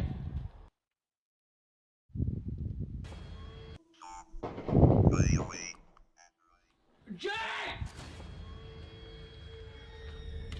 Oh my god, Jake! Was that inside? Yeah. Shh. Get down here now. Now get down here, dude. No, you come with me, bro. That was on my level. Call the cops on my phone now. Call the cops. Call the fucking cops.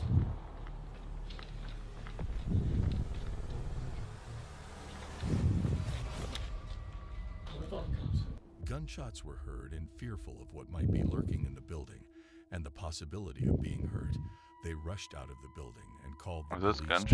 report I their thought it was something experiences banging. inside. Upon the officers' arrival, they swiftly entered the building to investigate the source of the disturbance. However, they were unaware that what awaited them was far more than a simple criminal activity.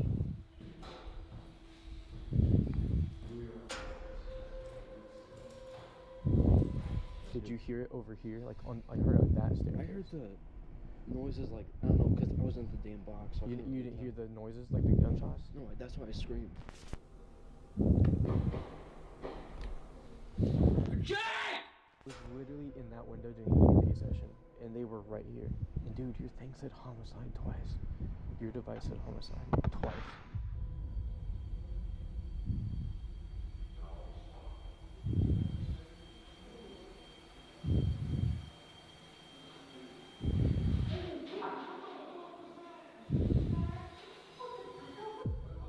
Nah, they'd have their fucking body cams. This is real.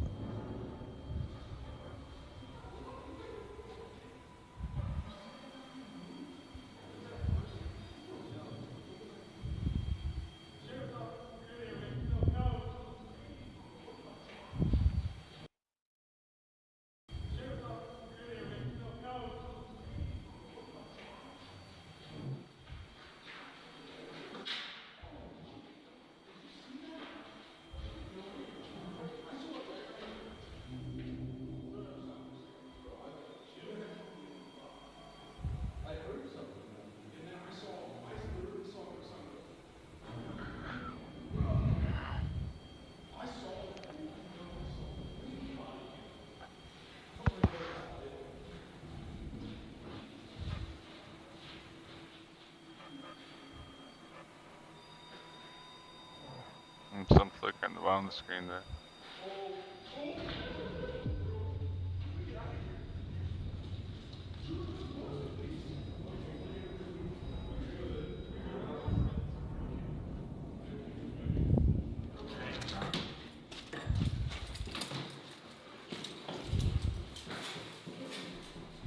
There's nobody in there, but there's something in there. Are you serious? For real? He said there's nobody in it, but there's something in there. What? Let me just. For real? So right there on the second floor. Yes. We were looking this way. I heard pitter patter, like that, along that. What would that be? The east wall. Yeah. And then he hears it at the end of the hallway, and as I'm taking my light down, I see something go like dart across. Are you guys dead ass? Swear. You have And body we were cam? like, no. But we were talking about you guys. We were like, let's just black out for a second. The police, fearing what might be lurking within the building, also fled for their lives, convinced that an entity was present. In the aftermath, both the officers and Jake, along with his friend, left the premises, abandoning whatever was causing the disturbance inside. Despite this extraordinary spectacle happening. Y de esto hay una segunda toma, ahorita le muestro la segunda toma y hay cosas que no se ven en la primera. Échale ojo. Ahí, mira eso, mira eso. Uy, ¿eso qué pasó? ¿Por qué eso se mueve? Esa vaina es pesadísima, eso es pesadísimo. ¿Sí? Sí, parece eso es una energía muy mala. Ay, Dios mío, ¿qué le pasó? Mamá, mire. No, Dios, no, mi Nah, no, it's eso no es normal. They're beyond these. Eso no es normal, no. When it became clear that something was causing a disturbance, he quickly grabbed his bags to leave. That's when he felt himself yanked away by some sort of entity. Overcome with fear, he abandoned both his bag and phone, sprinting through the lobby and straight to the security desk to ask if the incident had been recorded. As the security guard reviewed the footage, he was just as shocked as the man. What could have happened? Was it a demon? The events of that day remain a mystery to this day. Although this guard had a creepy encounter, the next one is even creepier. In August 2016, at a school in Argentina, a security guard was conducting his routine patrol late at night when he noticed something unsettling. To document the situation and have a witness, he pulled out his phone to record whatever might happen. He caught the attention of his colleague, but little did they know they were about to encounter a disturbing moment in their line of duty. Che, boludo, ¿escuchaste eso? Claudio. Shh, ¿escuchaste eso, boludo? ¿Qué? Allá en el aula hay como un ruido, boludo. Pero vamos, porque el padre dijo que firmemos, boludo. Si no vamos después, padre, si Servino nos va a sacar el cuero, boludo. Vamos a ver qué onda, un toque. Vamos, un toque, boludo, dale. ¿Qué onda, boludo? ¿Hace un frío acá afuera? Sí, boludo, hace un refrío. Pero acá parece que hace más frío, porque dice cuando hace frío que es por algo, digamos. ¿Dónde escuchas, boludo? Acá hay ruido en toda la escuela. Pero sí, boludo, ¿no escuchaste? ¿Ves escuchar? ¿Escuchás, boludo? ¿No escuchás? Nada, boludo. A ver. Ah, pues sí. Ah, hay como una cortina ahí. Sí.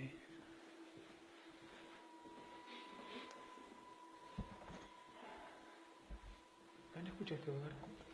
Sí, boludo, para mí que por allá. O ahí, no sé. Mira, ve. ¿Dónde, boludo?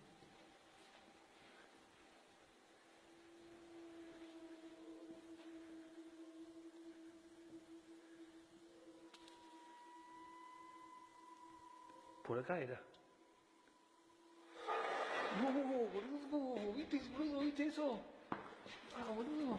I always like how it moves to the off screen.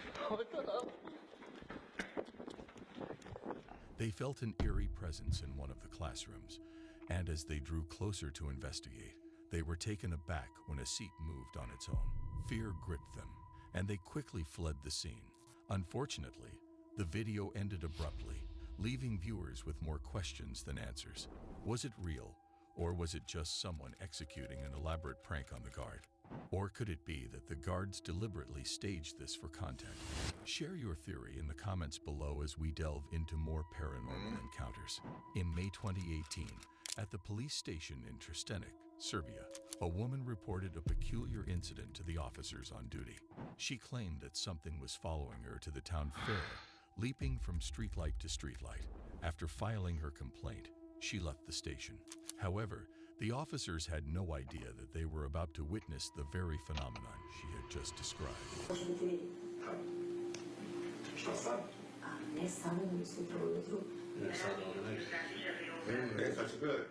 Ne pojavljuje se vino, sobre šta ti? To nikad nije bilo do sada. Koliko prate? Evo ga. Lepo na ovome.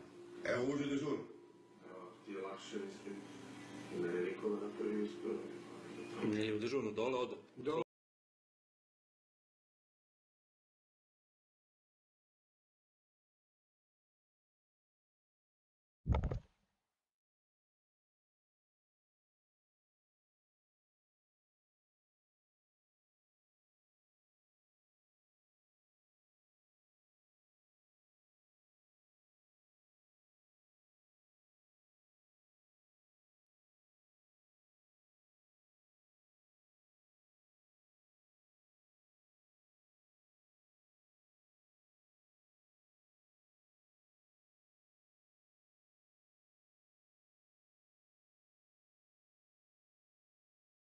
Trojku kod mene. Uvatio ga. Gledaj sam, gledaj sam. Izađe kao iz zida. Iza do dežurović. To mi žena jedna tako pričala da nju pratila kad išli It looks like it jumps down and runs across, but whenever they're slowing it down like this, you can see it has no real form.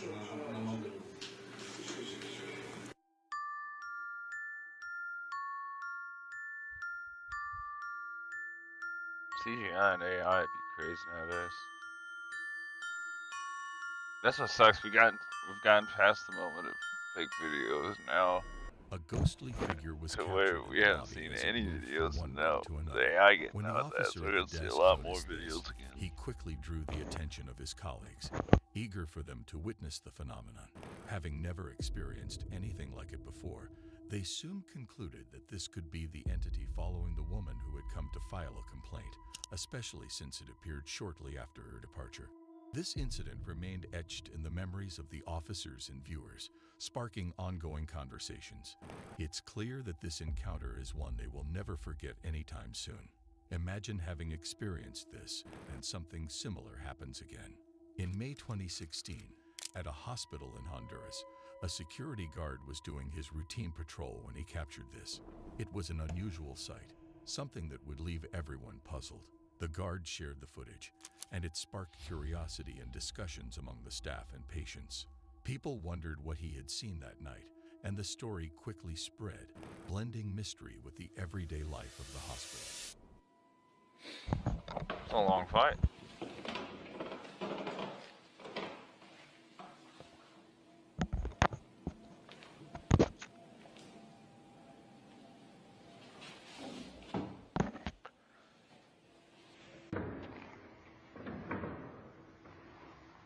Oh, that's fake as fuck.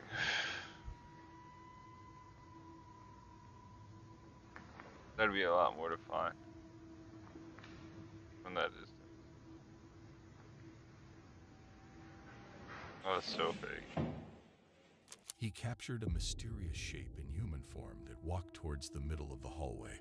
This eerie sight alone scared the life out of the guard, who quickly backed away from the figure and closed the door. I mean, who could blame him?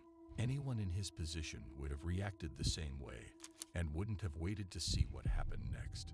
The footage, which later surfaced on social media, sparked reactions among viewers and prompted an investigation. It was later revealed that the strange figure captured in the video was a doctor who allegedly took his own life in the hospital. Now, it is said that he haunts the corridors and flickers the lights in the patients' rooms. Oh no. The neck to her by what they encountered. Is allegedly attempted and her cam screw. After January, the other, you have, as a police officer and a bystander, worked to restrain an unruly man. They couldn't shake the unsettling feeling that something was amiss.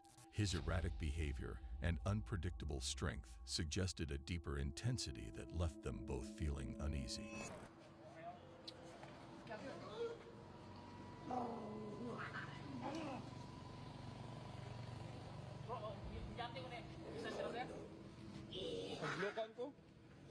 Hadlukan ko to. Ayaw kasi lawas mo to.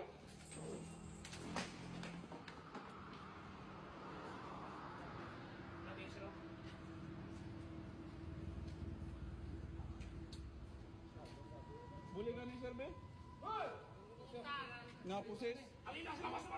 The man's legs flew into the air as if being pulled by an invisible force. Its body appeared to float as they struggled to hold him down, adding to the horror.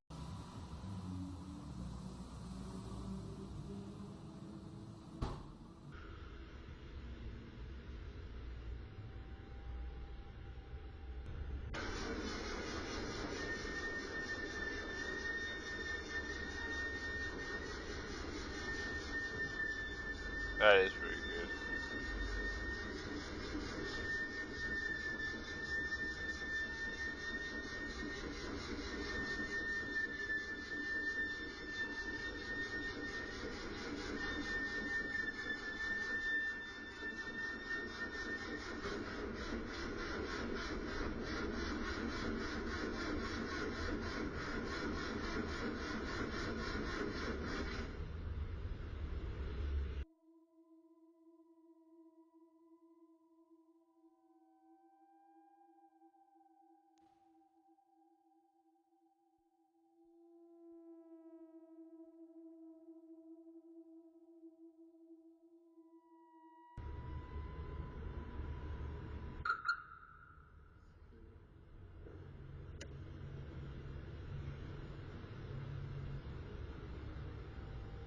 Something seemed to push the car forward, even though the keys were not in the ignition.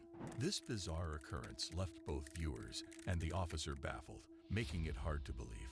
After narrating the incident to other officers and reviewing the footage, it prompted them to share their own eerie stories about experiences in the garage. This led to a lingering question that many sought to answer. Could this garage be haunted, or was this incident caused by a natural force? Join the conversation and share your thoughts in the comment section below as we delve into the next case. Old creaky building. He had already seen some strange things. It prompted them that I'm coming the fuck out there, man. Somebody is down there with me. Somebody. As a new security guard working the night shift in an old creaky building, he had already seen some strange things. However, tonight was different. There was a strange feeling in the air that made him curious. Feeling a mix of nervousness and fascination, he decided to take out his camera and capture the unusual events happening around him. Clocked in 8 minutes. Hey.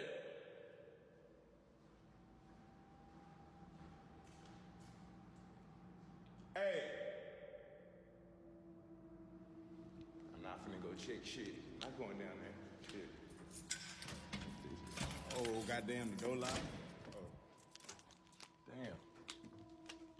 If it is somebody down there, they're gonna stay their goddamn ass down there. I'm not going. He struggled to catch anything on camera, but the following day, an experience unfolded that was nothing short of terrifying. Hey, somebody fucking in here with me. I'm up here doing this damn job. These folks want me to do all this walking in the dark. I'm not walking down there in no motherfucking dark. Hey. Hey. Oh, not coming to fuck yeah, out there, you man. can hear the fucking fear in his with voice. me. Somebody in here with me. When I got this job, I told them I don't do things like this. And I got my camera on, bitch. You can go if you just come out. I'll let you go free. But don't try to just pop out on me. You know what I'm saying? Scare the fuck out of me, make me shit all on myself on the job. Come on now. Come on now. I'm just trying to get my goddamn hours and go home now. He don't act like he don't hear me. You know you back there. Come on. I'm telling y'all, I'm finna go. He caught quick glimpses of a dark figure moving quietly down the hallway. Suddenly, an unsettling noise echoed through the stillness, making him shiver. Doubt crept in. Was it just a joke, or had he wandered into something supernatural? After thinking for a moment, he decided to turn back and leave. Now brace yourself because it's time for the most creepy of them all. Do you remember the story from one of our series about a patrolman who heard a mysterious sound coming from a plane after finishing his shift?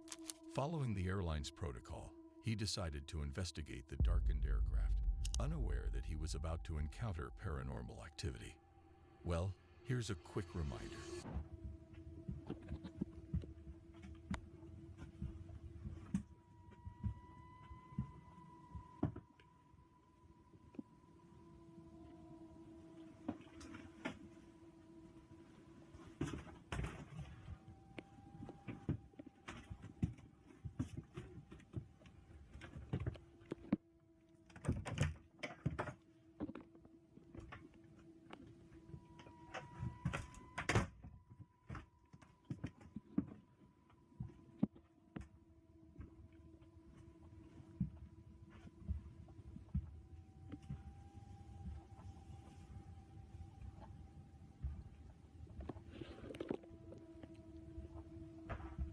Verga.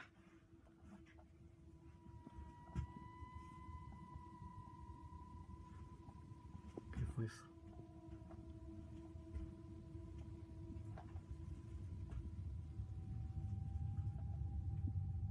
No mames.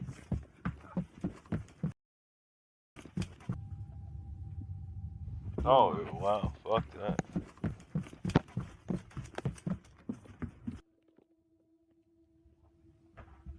Verga.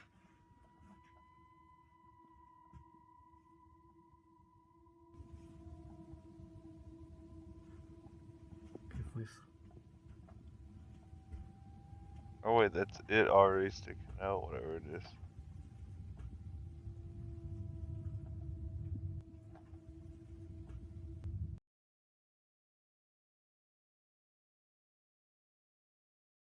No mames.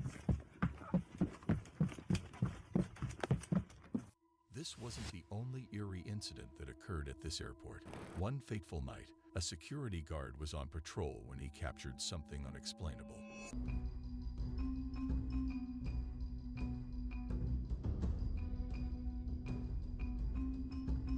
That is crazy. Real.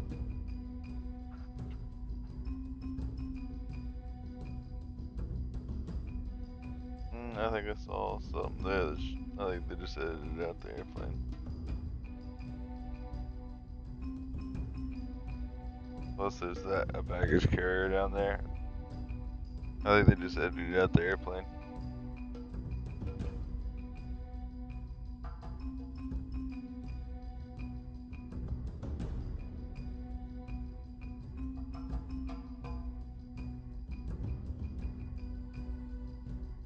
Yeah, just edited out the airplane and sped up the footage.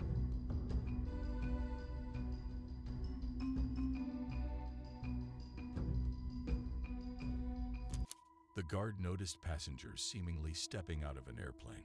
What made this even more shocking was that the passengers were walking through a tunnel that wasn't connected to any physical aircraft, adding an eerie quality to the scene. Many believe these were the ghosts or spirits of passengers who had lost their lives on one of those flights, or the souls of those who never reached their intended destination. What do you think is the theory behind this incident? If you enjoyed this, make sure to subscribe, like, and leave a comment.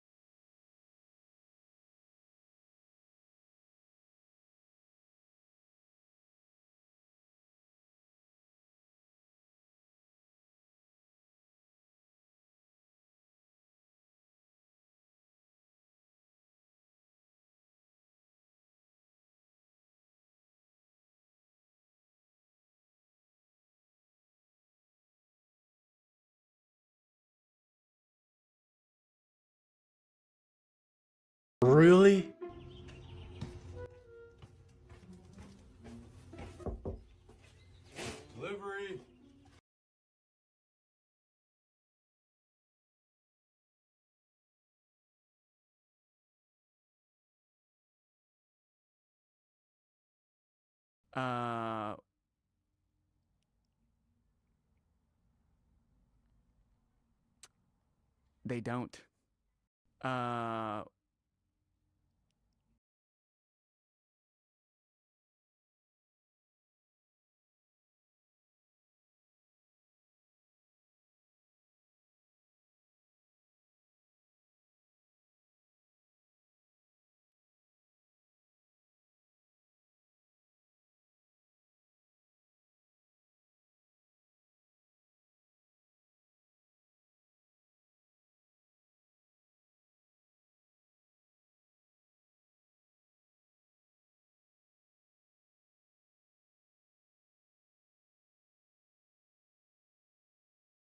Sorry about that.